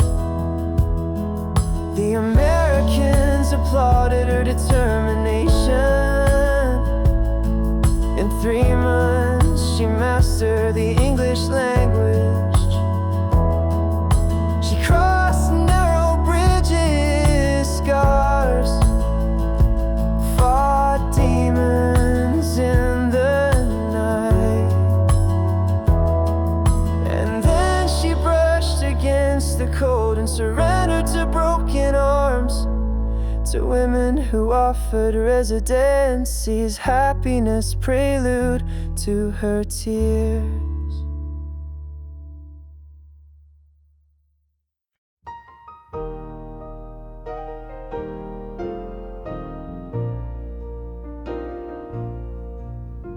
I carried our romance across the world, to lands and faces untouched by affection. My friends, believe me, a mercenary soul how far they were from love's true kingdom. You often left without a farewell, proclaiming your youth and boundless freedom. You called affection a mere fleeting whim, yet your absence set my heart ablaze. True, you were mine when the city was buried in snow for endless weeks. How sweet were those nights we shared when trembling you clung to my embrace. Sweet were the afternoons in quiet parks when silence at last bound us as one.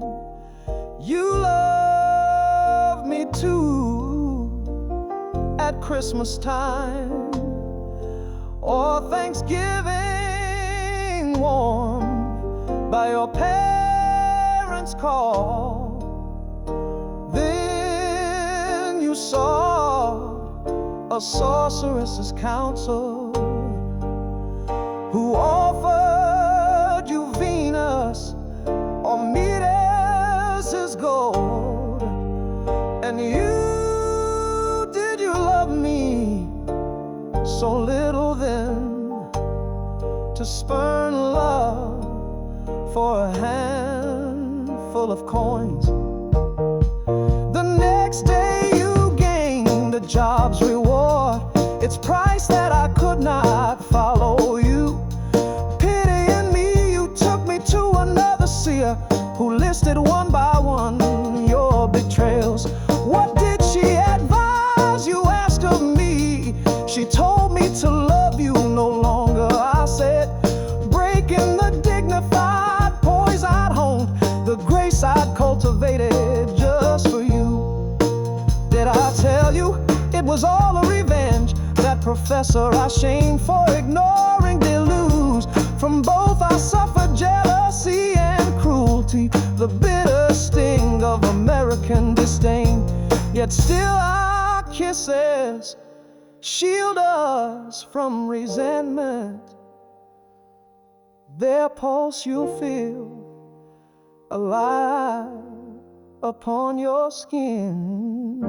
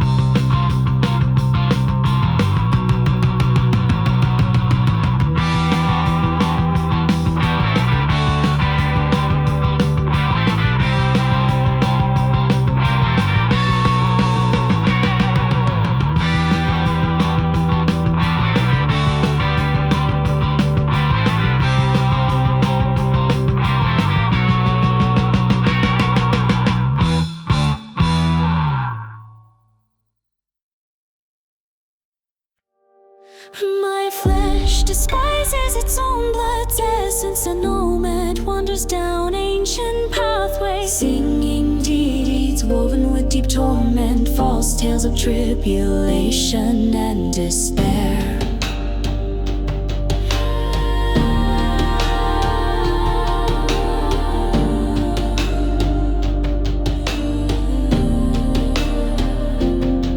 It was you who chose to love her dearly. If she doesn't uplift, why cling to her? See, she clips your wings to bind you, lest the world should celebrate your name.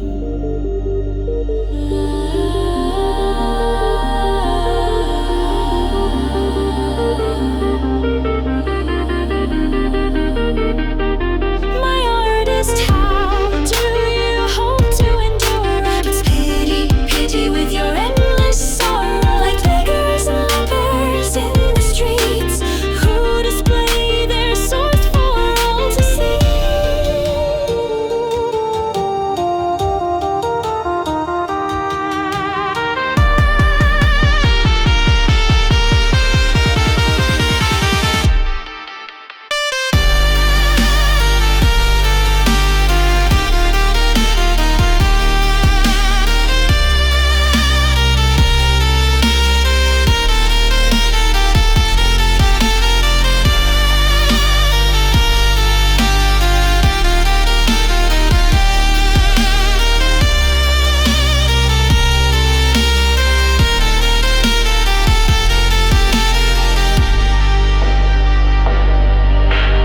No one grasps their tragedy with clarity as keenly as you do in your own heart. You roam, riding on cliffs and crags, stumbling defiant of the common throng. Who cares for the pains of your lost love, your face, your innovative dreams and thoughts? These are not times for wisdom, but for trifles, for soulless voices with enchanting tones.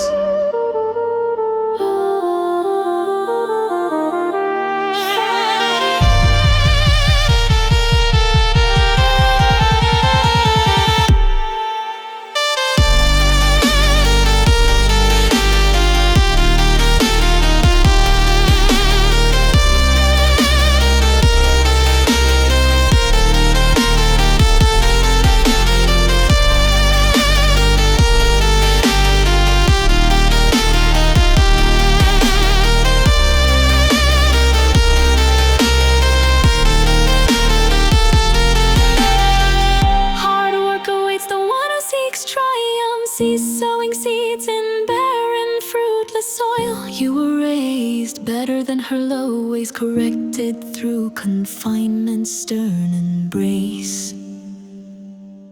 Do you pity your father or me? Slaves to the moment of your conception.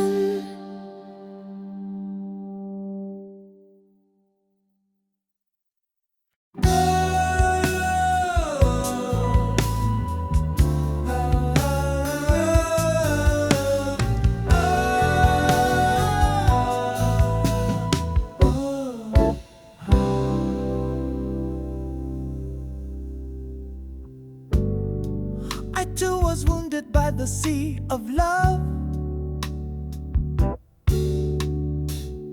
unable to measure pain and grace. It's true, mother, she chose to be cruel. How to be a bad bitch, her favorite guy. She made me a spear against the mighty,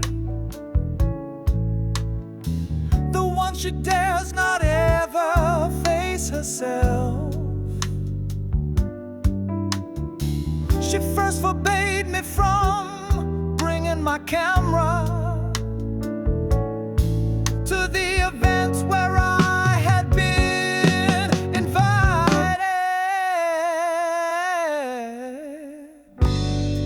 Don't be a servant of the powerful, she said. while I lost my chance to show my skill, to share my gift in photography.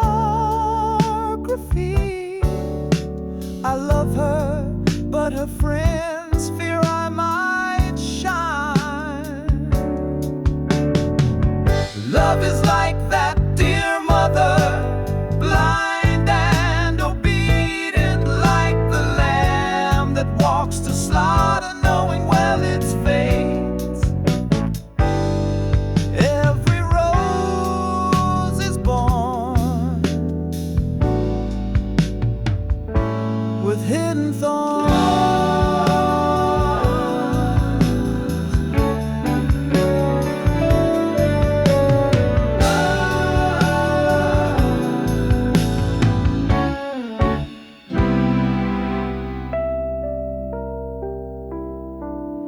Have you not heard of heroes who lost it all for chasing dreams woven from love's illusions? She's the one I hold each passing day, a tree trunk in life's wreckage and despair. I rewrote my story and my past, erasing every trace of sorrow's shade. She asks me to serve her as a slave, beyond the law, beyond all earthly codes. Her photograph denies you, for she is nothing, and wants to be praised for her cleverness. Nor does she accept those fake smiling pictures that hide the anguish we all live each day.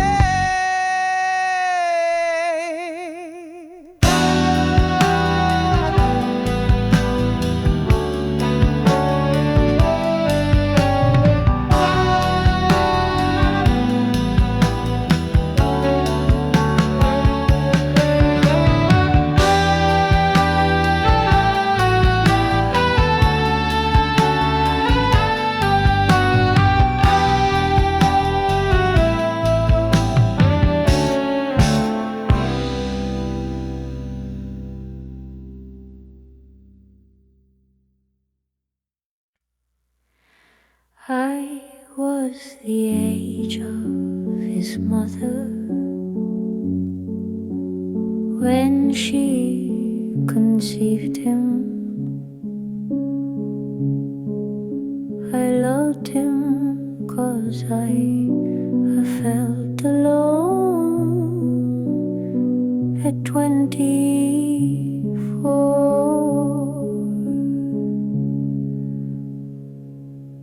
My body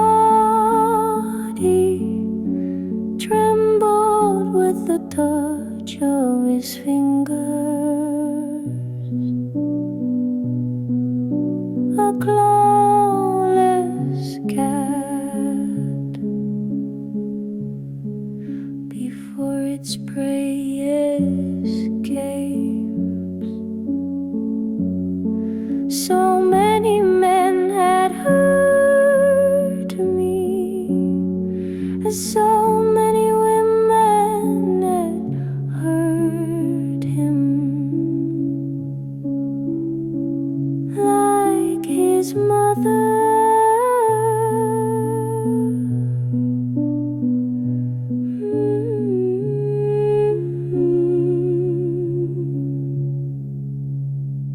Language opened a gap between us, a mutual void that only kisses healed. Hopes changed when thought upon in faculty. despised love. A friend who envied him warned me that as an immigrant he would steal our glory. I felt the need to betray our union.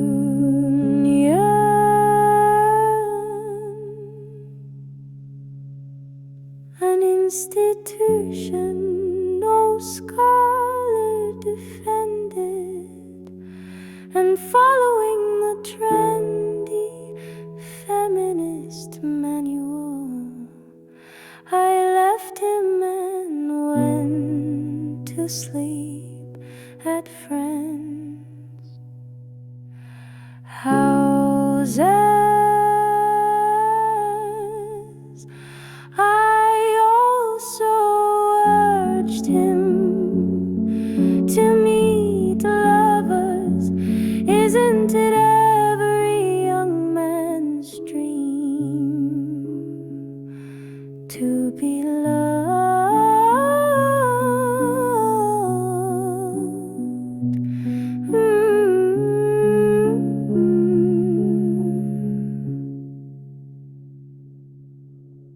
I, a fragile woman from the Ohio Valley, watched as he left with another European immigrant. Did I ever mention we would forget?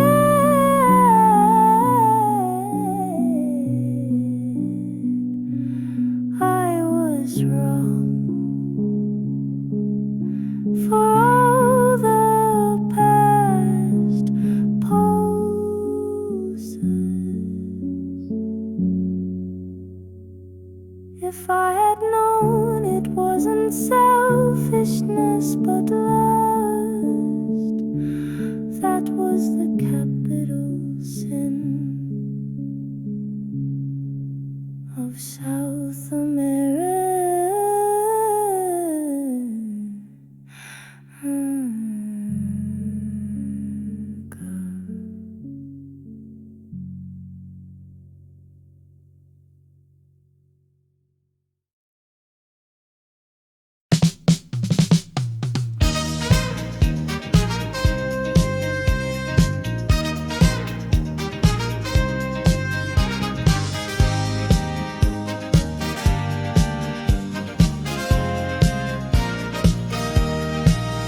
Will the oaks renew their leaves this fall? My love, return.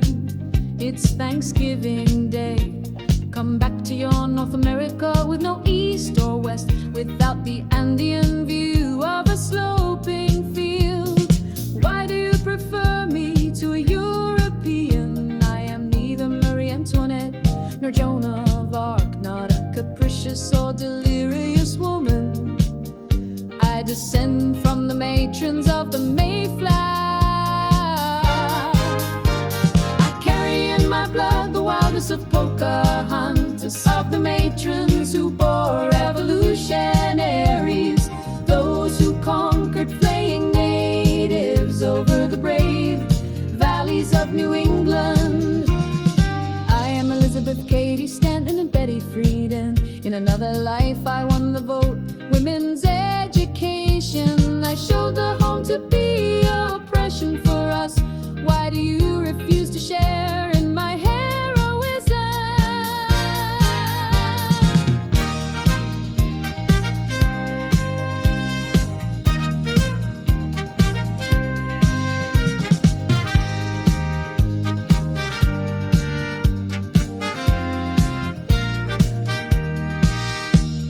My beloved, you don't know how much I adore you, but you yourself pushed me from your arms, sending me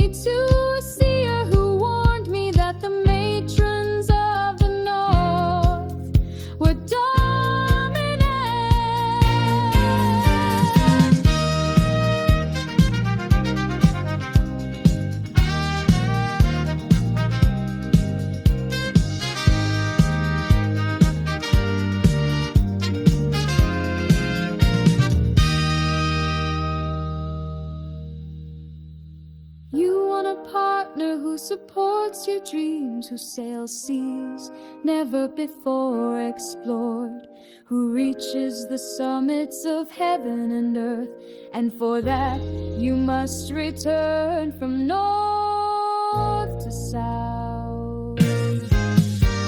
I carry in my blood the wildness of Pocahontas, of the matrons who bore revolutionaries, those who conquered fleeing natives over the brave valleys of New England. I carry in my blood the wildness of Pocahontas, of the matrons who bore revolutionaries, those who conquered fleeing natives over the brave valleys of New England.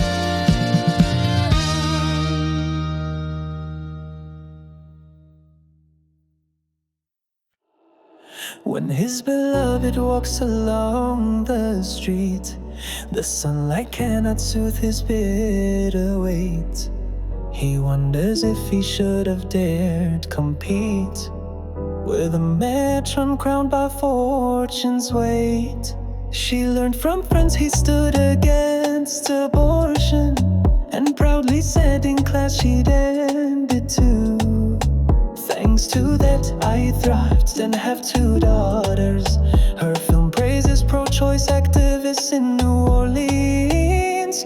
A thick willow tree stretches all its leaves, and the wind elegant sweeps toward her, but she's gone, taking your dreams to Louisiana. Take me with you, you beg, sacrificing your pride.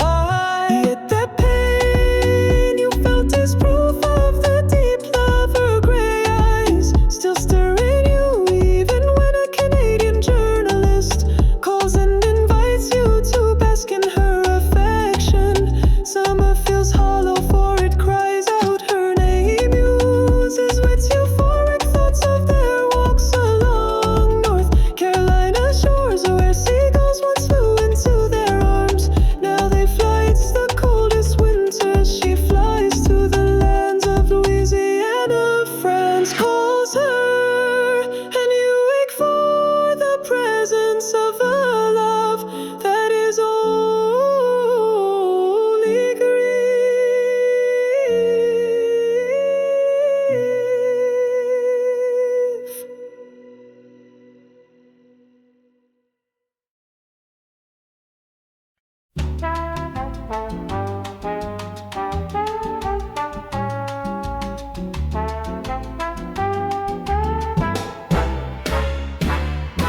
When in evenings wrapped in silence, while solving problems of daily toil and the burdens of the present moment, your voice and face return with the breeze, and our reunion unfolds like before, an image that summons wrath or mercy, facing the impossibility of an embrace. In that meeting, an old feeling is reborn, the one Saint Valentine begot in Philadelphia, on a cobbled corner in Germantown, a city that in dreams still calls and claims me, adoptive son who honored it with film sequences. A feeling that though it lies buried, revives our lascivious springtime, our summer, the dry leaves of fall, and the furious snow against our window.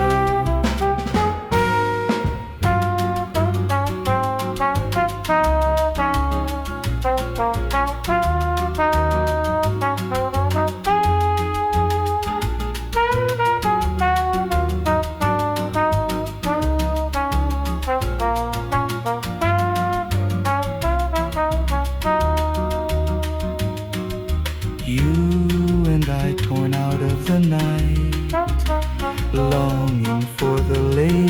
shore edges, celebrating a wedding without priests. Your silence more torrential than those waters.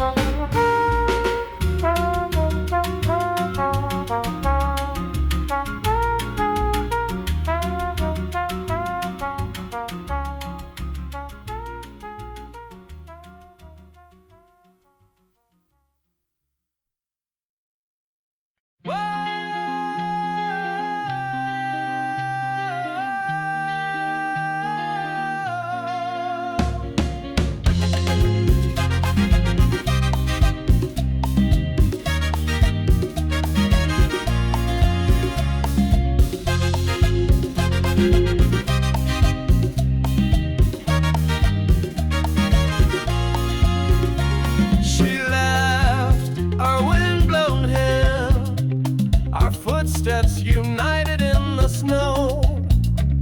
A kiss, a charming cry yet to come. The fragrance of love at 22. How irresistible the brush of her dress. My hands upon her forests and landscapes. Her pale skin, her fruits in the wind. Goddess conceived by ancestral dreams.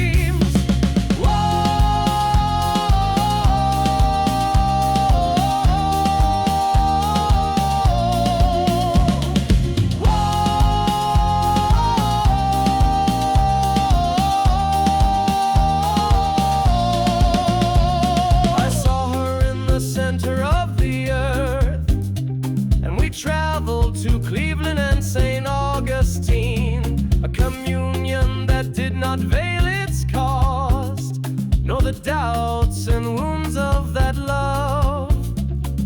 Victor and vanquished, both of us departed at last in 1996.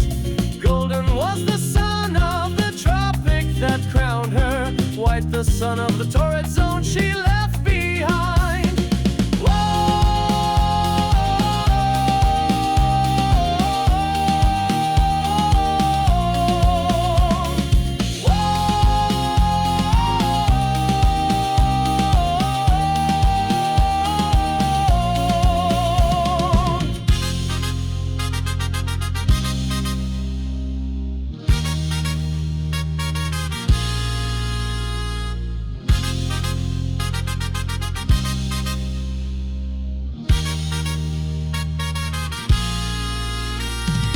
Thus were we the fate of a fleeting love, an idol that teaches future lovers the pleasures and sorrows between north and south, a suffering shared by all who live.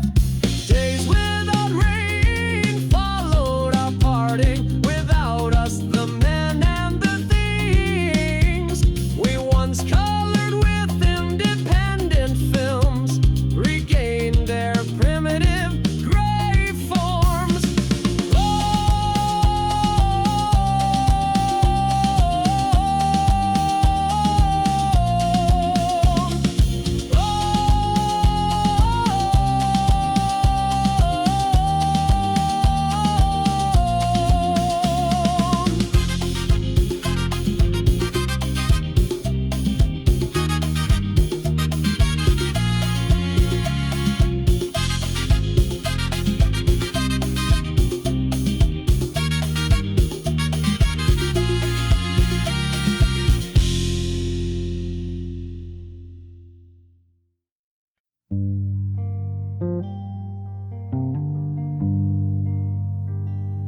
Philadelphia is a city of the solitary, where strangers are avoided in cafes.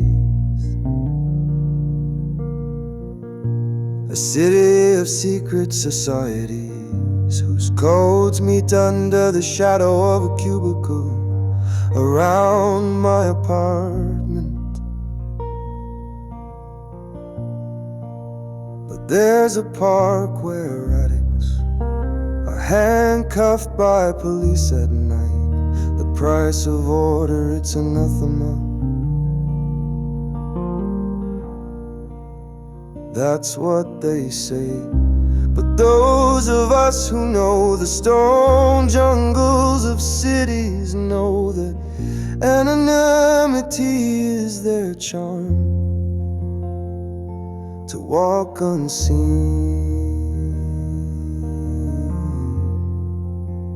to remain silent.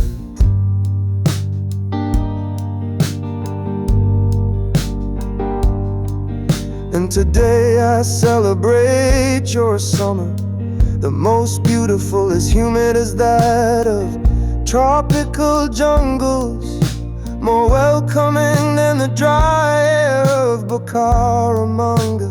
Hear the bushes embrace me as I pass. Your slow sunsets caress me, holding the sun in agonizing ecstasies. How I long to die in this valley, proof that all who die may bloom again.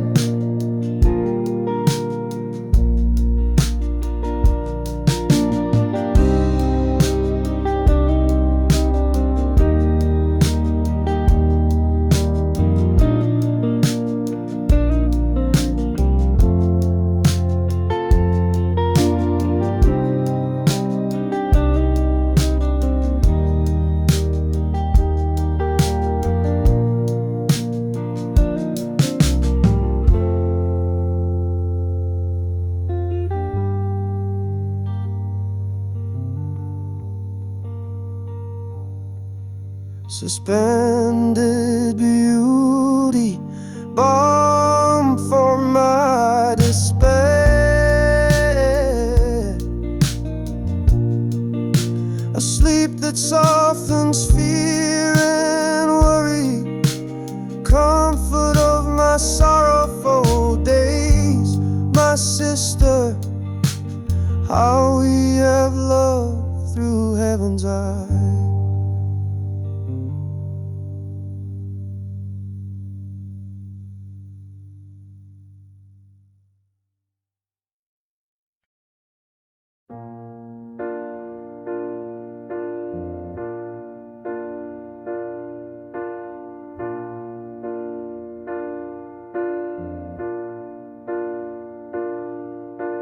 Go then, my American adventures, along the path the West promises. In California, the gold fever exalts you. Be a siren who ensnares idolaters and conquerors. Did you so little value our solitary evenings? I was always happy at home with you, but you always longed to flee. Cleopatra, who abandoned Mark Antony in his battle. I will not forsake the little I have left to beg for more pleasurable nights. I'll follow the advice of old Shaw and finish my battle until I graduate.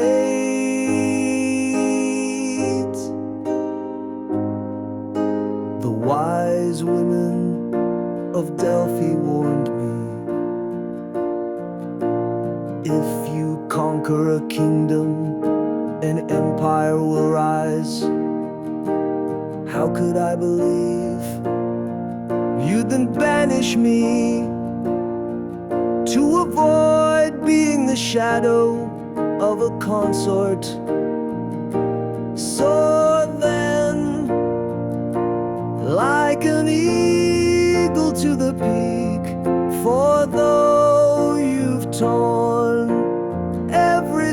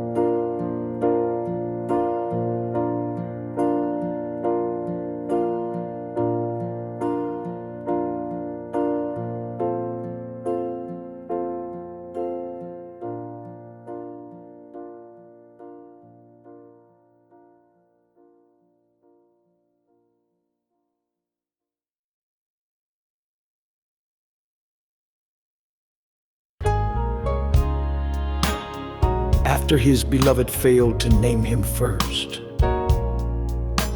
A public secret leaping over rooftops for nights of passion with a blonde maiden. The tale of Othello and Desdemona was cut short. A saga the Bogota elite never accepted. They were the ones who killed him, yes. Don't tell me it was a domestic accident. Have you read his brilliant translation of Othello? Because of the social prejudices that today form Colombia, which to the wise is plain racism, I too, with high nose and dark skin, have felt the scorn of those who call me black. Candelario, leaping rooftops in the night, let his talent die. Caught in flagrante, to Aquileo Para, he wrote a scandalous romance that was burned by piratery, consumed in flames. Thus Candelario learned that history had erred in giving him a secondary role. A poet hosted by well-born Santafereños, a free shoemaker who still bowed to his masters. Secundino the shoemaker is his work. Do you see? There are no coincidences. This comedy is his lament, the cry of a black man who studied and dreamt of being president, only to be mocked by elites who believe skin is a brotherhood.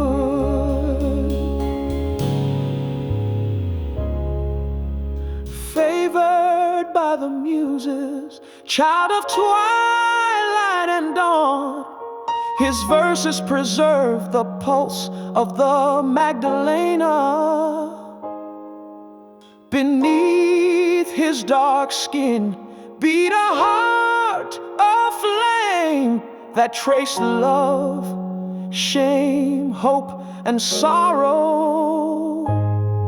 He was punished at last for killing Desdemona, though she never died. That is the farce, oh, that still splits humanity in two. A song Derek Walcott would echo in the 20th century. Why do you insist to see my skin as the color of ink? Do you also believe that my soul is black? He sang in vain to his beloved.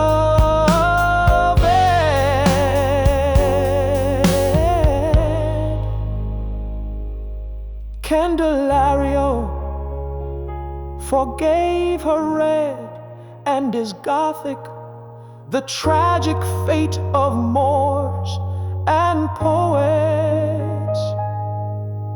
The air was too narrow then, still is too narrow to hold his love or mine.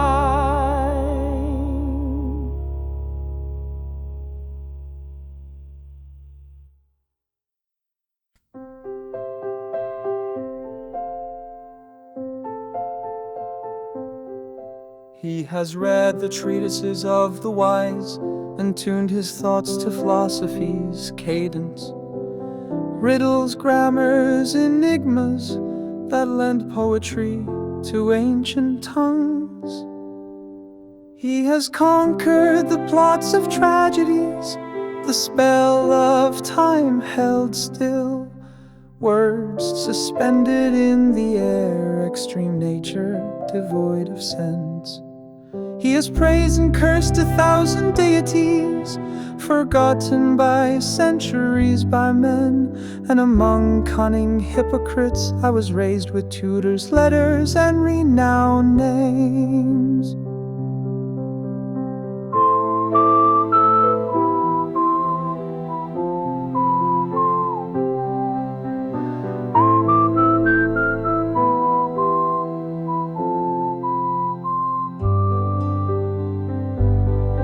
I rejected the oppression of the lowly, of women, brothers, and youths.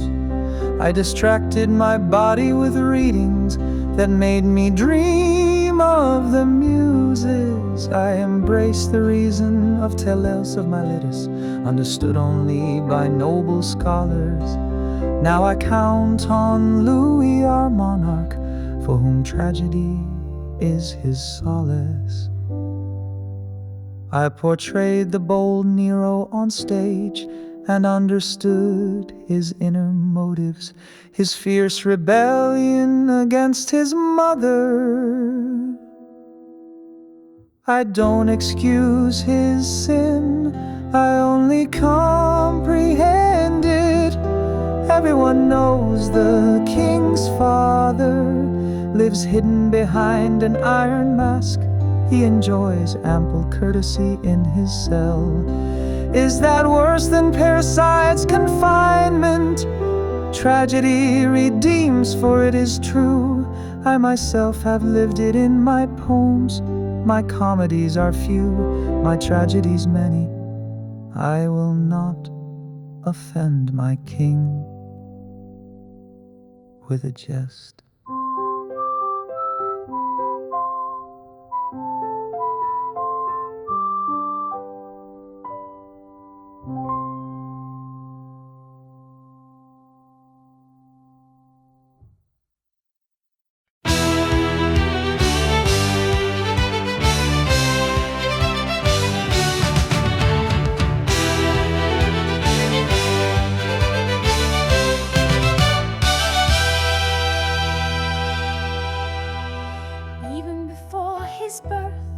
His home was central, the most open house in Charala.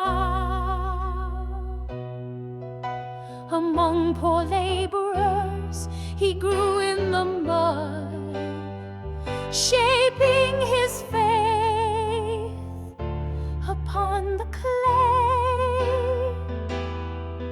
His hands learned the craft of labor, an extension of soul and justice true. Later in Bogota, he taught the condemned the art of forgiveness and of wood. He left the academy for the humble, for poverty, for pain, and for betrayal. He chose to shepherd the discarded, solace for the homeless and the vanquished. When a canal left barren lands behind, a gamono sought to seize them by force. James shared them with the fishermen, and to them devoted his youthful vigor.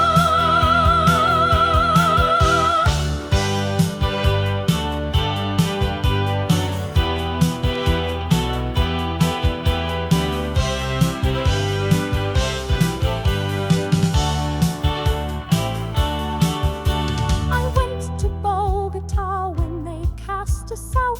A peasant told me with deep respect, and on return the land was ours again, for those who sow it with their feet. Humanity of dust and mixed blood folk, of forgotten Zambos and mulattoes, he brought Christ's cross without grand words, and children called him Saint Jaime in their hearts. He left the academy for the humble, for poverty, for pain, and for betrayal. He chose to share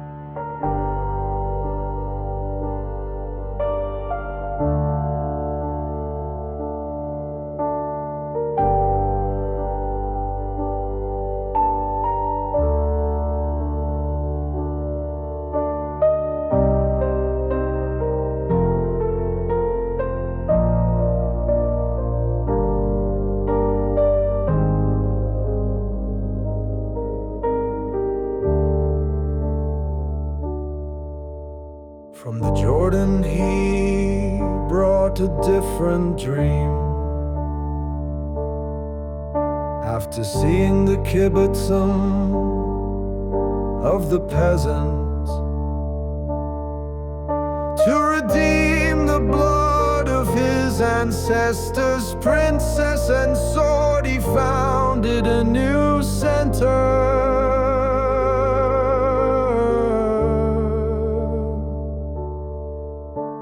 The country's first school farm came to life, built on the strength of communal labor. Young people paid their tuition in full by sowing the fields and reaping the crops.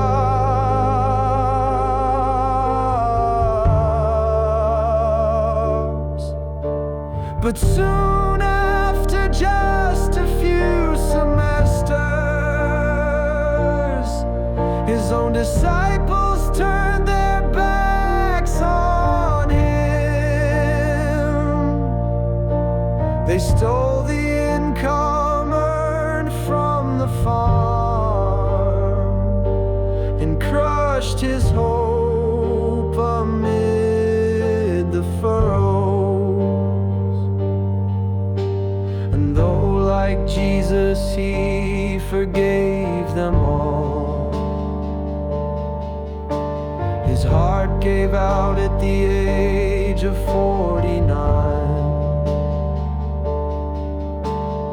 No one knew if it was illness or poison from hands once trusted and now filled with envy.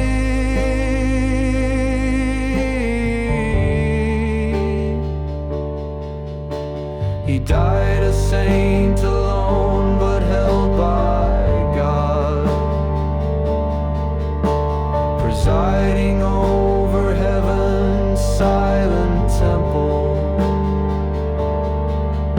While kings were mourned across the foreign coast, Jay passed on in an abandoned room.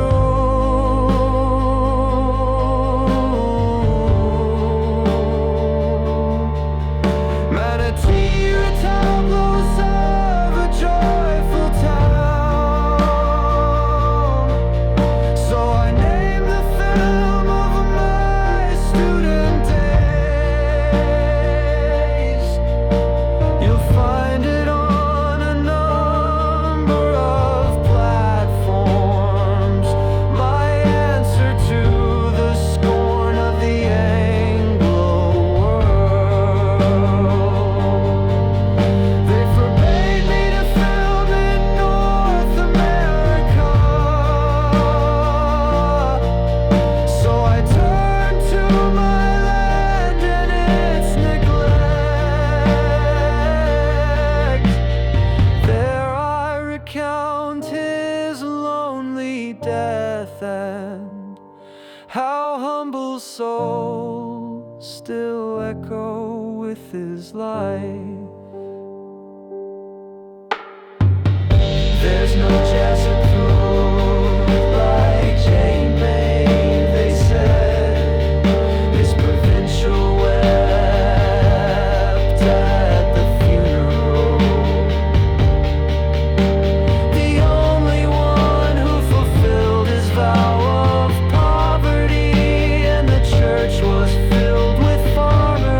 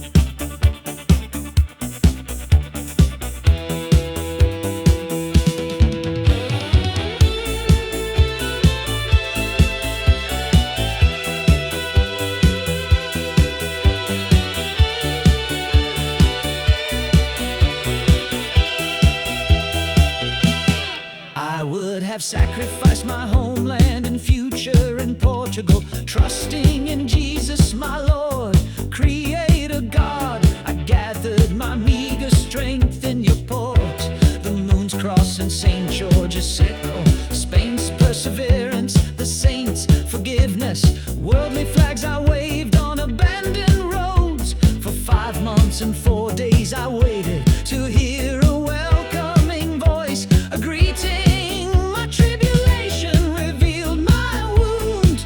Then you invited me aboard your glamorous ships. I showed my English publications, my essays in Madrid's journals, and you praised my film projects. Did you really make a 3-hour film alone? Your contract will come soon, they wrote me, trapped in naive pride. I called old professors. Impossible was their icy reply, a costly illusion for my hopes, alas. A gust of intolerance was your herald, your due. First the vice rector wants to interview.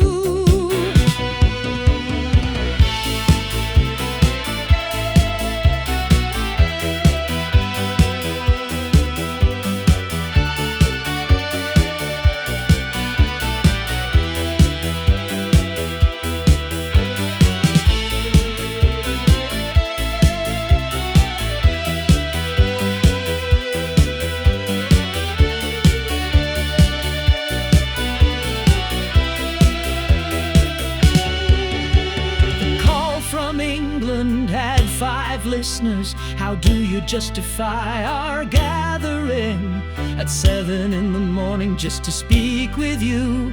The place to sell me my enthusiasm was sincere. Professors and racists forged a plot, a crushing betrayal that left us shipwrecked. And Manchester supported victory gnaws at the soul. A child's cry massacred. You won't get that job was their farewell when I met him at London's airport. 3 months later, the Creator showed his wrath. The anguish of September 11 struck Chicago and Philadelphia.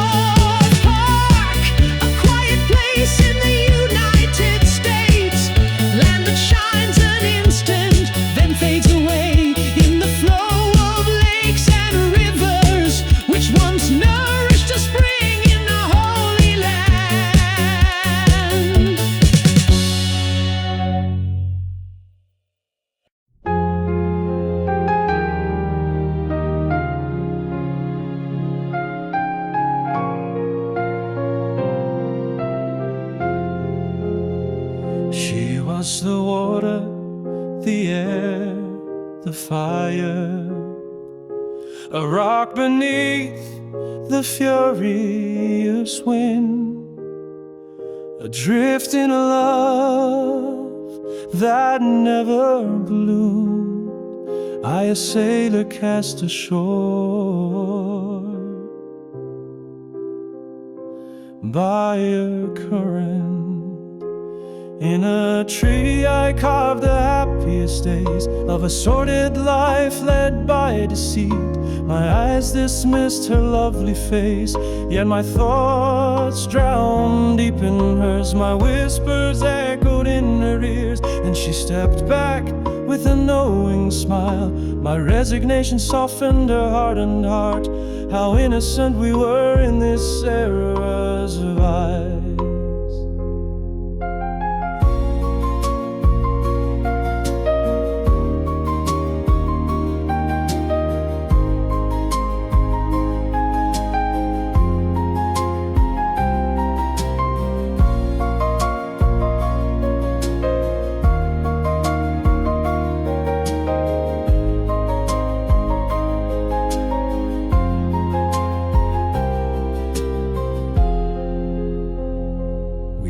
To share a cup of coffee, on Wednesdays for hours without end. Before and after, I glimpse sparks in her soul.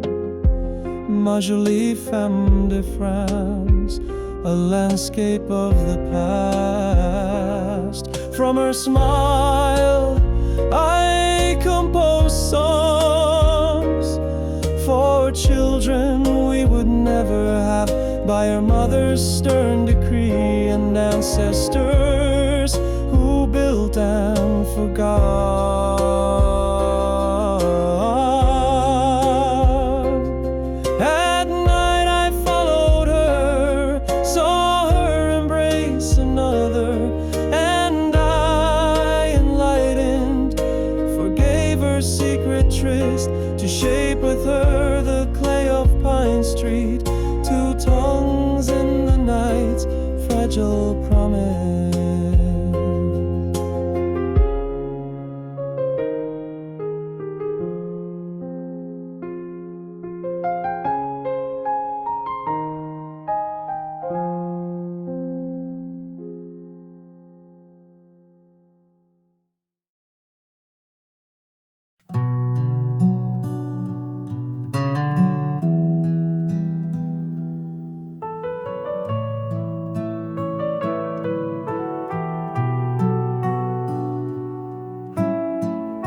At dawn, its sad calm will leave me, just as my hopes have already flown. O night, why do you fall with such calm, when those I have loved so much ignore me? Why don't you answer me nor write to me? What ice is in your chest, in your gaze? We who love do not forget what we've lived. We suffer the void of wall-less rooms. We, forged in nobility, cannot abandon the one we love. We return to seek them, though impossible, even if they see us broken, almost dead.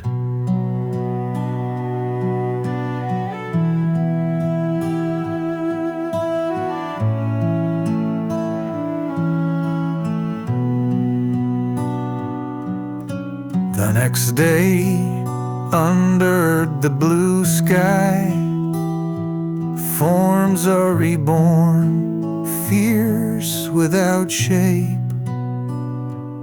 The warm and subtle air reaches us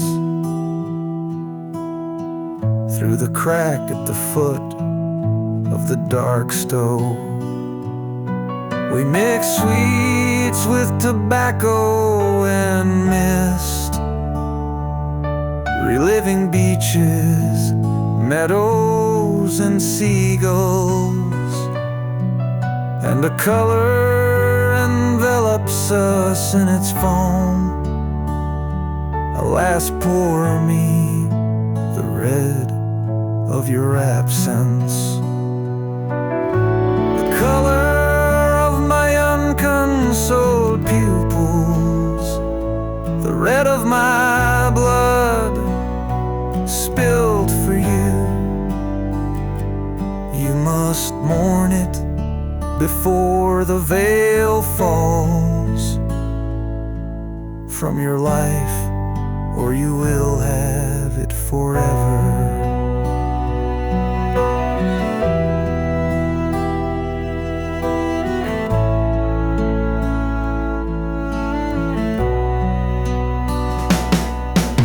If you had conquered a fortune,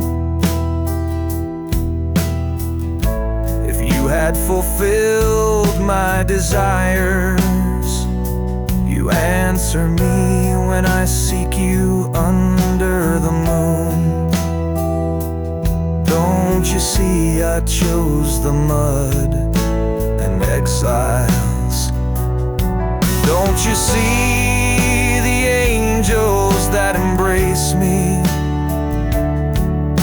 to show me that when you see my kingdom, you will know I loved you despite your scorn, and that my purest affection never forgained.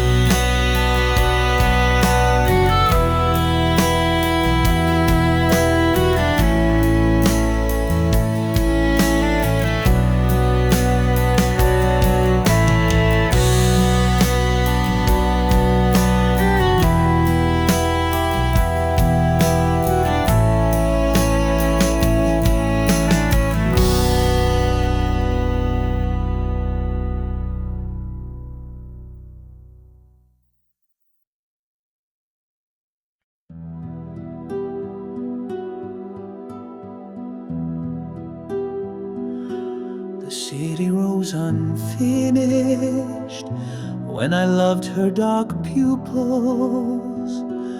The night remained truncated and starless when she suspended my desires.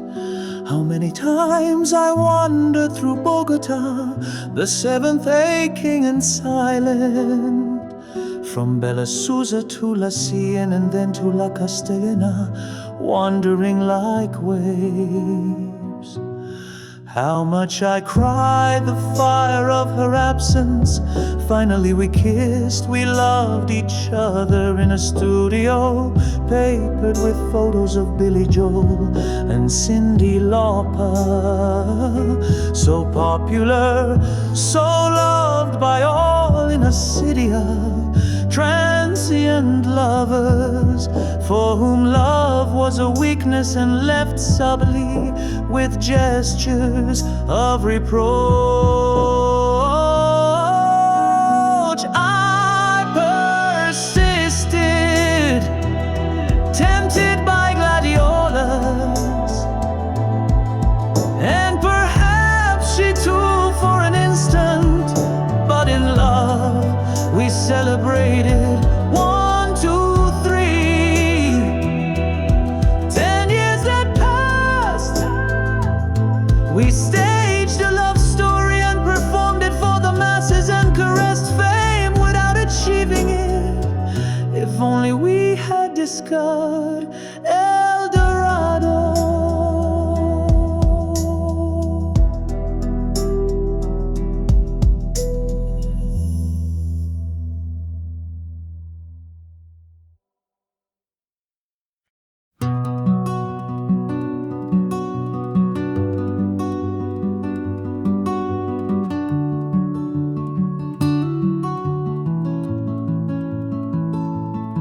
In the full bloom of his fleeting youth,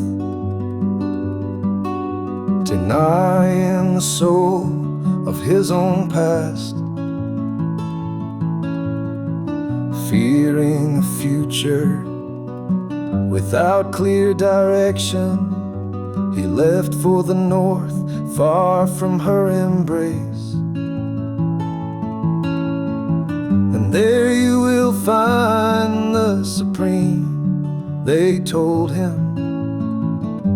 A car, a house, a blue-eyed Barbie.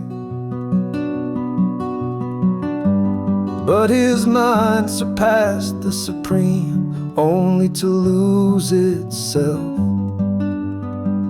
in the invisible.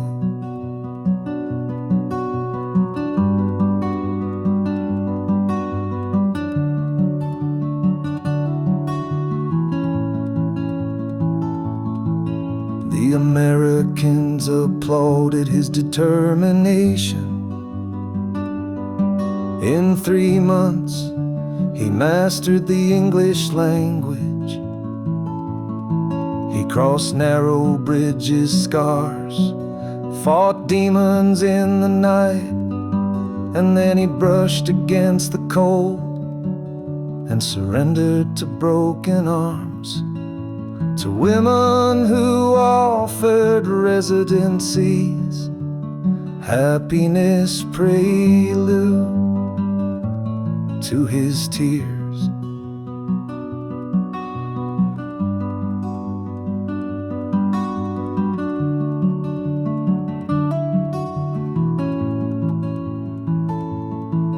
His kisses hold all that was lived. His promises, though broken, defy oblivion. For the skies they forged together are greater than their offenses and forgetfulness.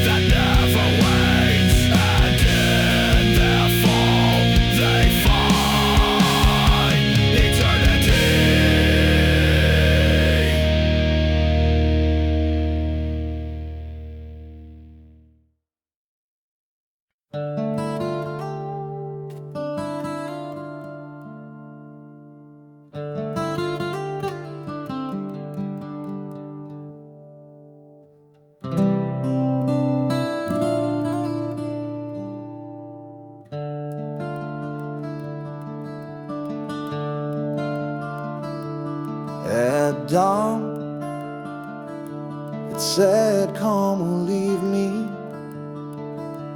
just as my hopes have already flown. Oh night, why do you fall with such calm, when those I've loved so much ignore me? Why don't you answer me nor write to me? What ice is in your chest, in your gaze? We who love do not forget what we've lived. We suffer the void of wall-less rooms. We forged in nobility cannot abandon the one we love. We return to seek them, though impossible, even if they see us broken, almost dead. The next day under the blue sky, forms are reborn, fierce without shade. The warm and subtle air reaches us through the crack at the foot of the dark stove. We mix sweets with tobacco and mist, reliving beaches, meadows and seagulls, and a color envelops us in its foam. Alas, pour me the red of your absence, the color of my unconsoled pupils, the red of my blood spilled for you. You must mourn it before the veil falls from your life, or you will have it forever. If you had conquered a fortune, if you had fulfilled my desires, you answer me when I seek you under the moon. Don't you see I chose the mud and exiles?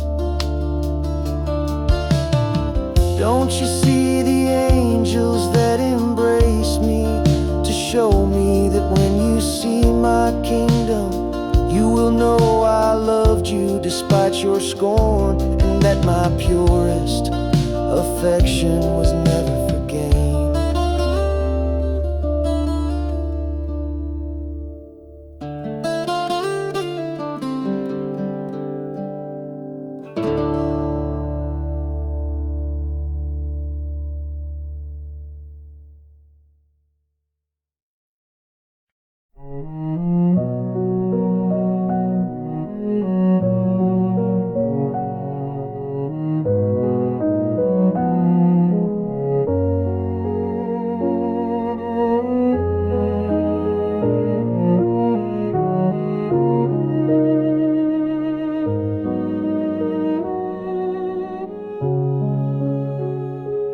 At 16, he gave his first address, denounced consumption with a burning voice, praised knowledge, the enlightening pursuit, unquote Aquinas with fierce conviction.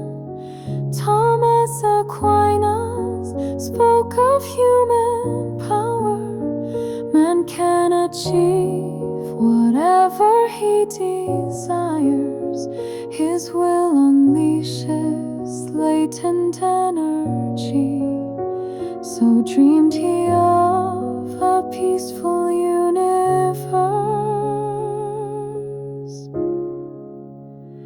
The teenagers rose to give him ovation. Teachers applauded his luminous words. A bishop called him to distant Bogota A congress awaited his bright presence, yet his speech handwritten and sincere, he never typed it on a blank page.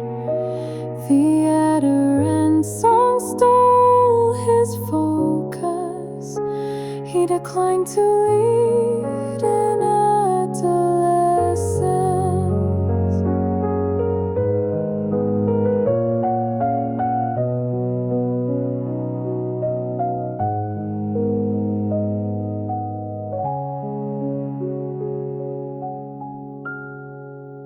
The girl who silently watched him depart took his place, repeated his ideals, became a congresswoman in the end. The very path he once had criticized, so he lied or folded in a world he could not reach or dared not to touch. That same world Sylvia Plath abandoned for destiny both tragic and calm.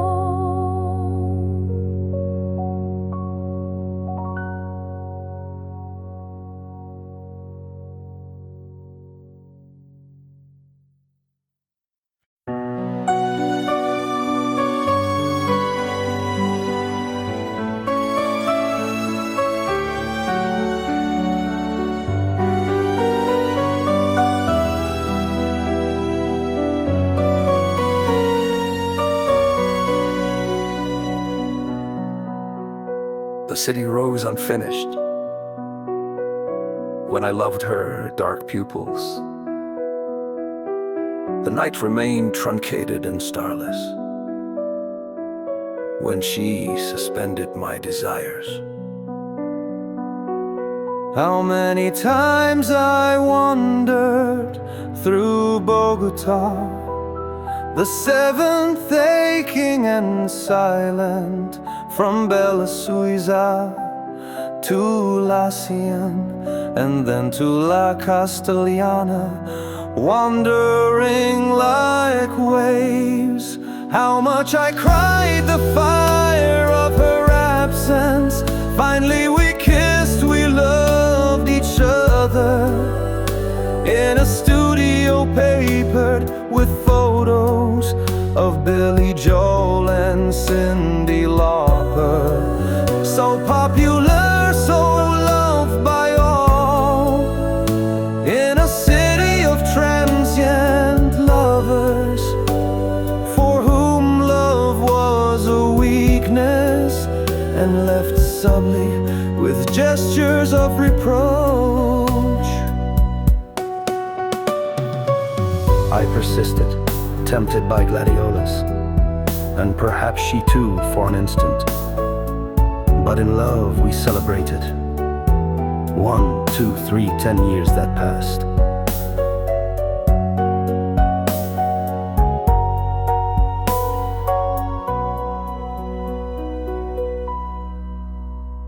We staged a love story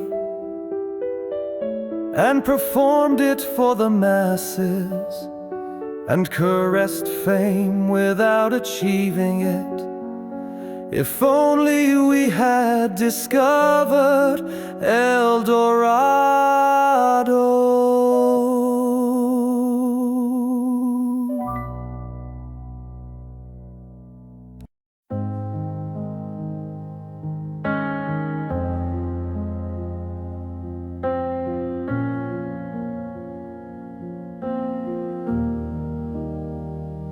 I carried our ideal through the world, to lands and faces without affection. My friends thought me a mercenary, how far they were from the kingdom of love. You often left without saying goodbye, preaching that you were young and free. You said affection was a win. yet my heart burned at your absence. True, you were mine when the city lay buried in snow for weeks. How sweet were those nights when fearful you held me. Sweet the afternoons in the parks when silence finally united us. You loved me also at Christmas or on Thanksgiving for your parents. Later you visited a sorceress who offered you Venus or Midas. And you, did you love me so little? You rejected love for a few coins. The next day you got a job that required that I not follow you. Pitying me, you took me to another seer who listed one by one your slights. What did she advise you? She asked me to stop loving you. I replied, breaking the dignified bearing I had cultivated so much for you. Did I tell you it was all a revenge? By that professor I humiliated for not reading Gilles Deleuze. From both I suffered jealousy and American cruelty. Even so our kisses save us from resentment. You will still feel them bursting on your mean, bursting on your mean, bursting on your mean, bursting on your mean, on your mean, your mean. I carried our idyll through the world to lands and faces without affection. My friends thought me a mercenary, how far they were from the kingdom of love. You often left without saying goodbye, preaching that you were young and free.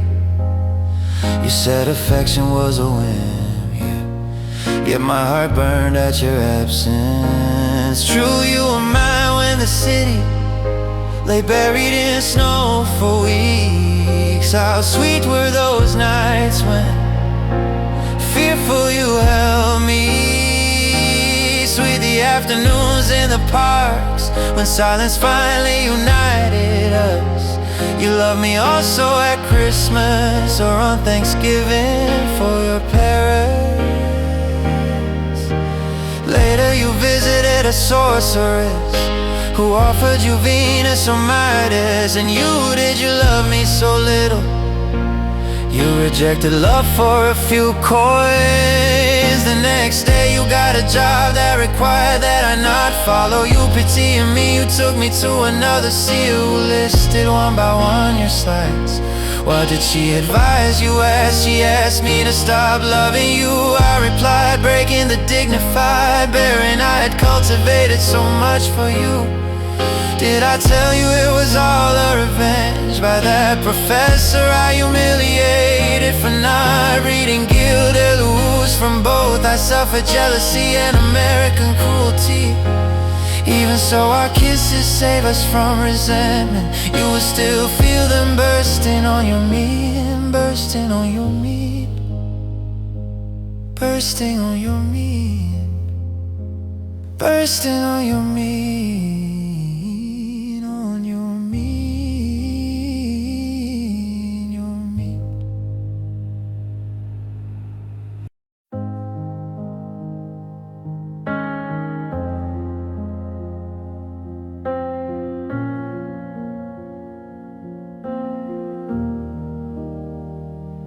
Carried our ideal through the world to lands and faces without affection.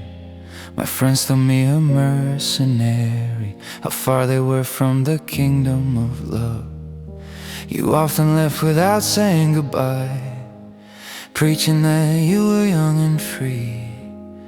You said affection was a whim, yet my heart burned at your absence. True, you were mine when the city lay buried in snow for weeks. How sweet were those nights when fearful you held me. Sweet the afternoons in the parks when silence finally united us. You loved me also at Christmas or on Thanksgiving for your parents. Later you visited a sorceress who offered you Venus or Midas. And you, did you love me so little? You rejected love for a few coins. The next day you got a job that required that I not follow you. Pitying me, you took me to another seer who listed one by one your slights. What did she advise you? She asked me to stop loving you. I replied, breaking the dignified bearing I had cultivated so much for you. Did I tell you it was all a revenge? By that professor I humiliated for not reading Gilles Deleuze. From both I suffered jealousy and American cruelty. Even so, our kisses save us from resentment. You will still feel them bursting on your mean, bursting on your mean, bursting on your mean, bursting on your mean, on your mean, your mean. I carried our idyll through the world, to lands and faces without affection. My friends thought me a mercenary, how far they were from the kingdom of love. You often left without saying goodbye, preaching that you were young and free. You said affection was a whim, yeah. Yet my heart burned at your absence. True, you were mine when the city lay buried in snow for weeks. How sweet were those nights when fearful you held me. Sweet the afternoons in the parks when silence finally united us. You loved me also at Christmas or on Thanksgiving for your parents. Later you visited a sorceress who offered you Venus or Midas. And you, did you love me so little? You rejected love for a few coins. The next day you got a job that required that I not follow you. Pitying me, you took me to another seer who listed one by one your slights. What did she advise you? She asked me to stop loving you. I replied, breaking the dignified bearing I had cultivated so much for you. Did I tell you it was all a revenge? By that professor I humiliated for not reading Gilles Deleuze. From both I suffered jealousy and American cruelty. Even so, our kisses save us from resentment. You will still feel them bursting on your meat, bursting on your meat, bursting on your meat, bursting on your meat.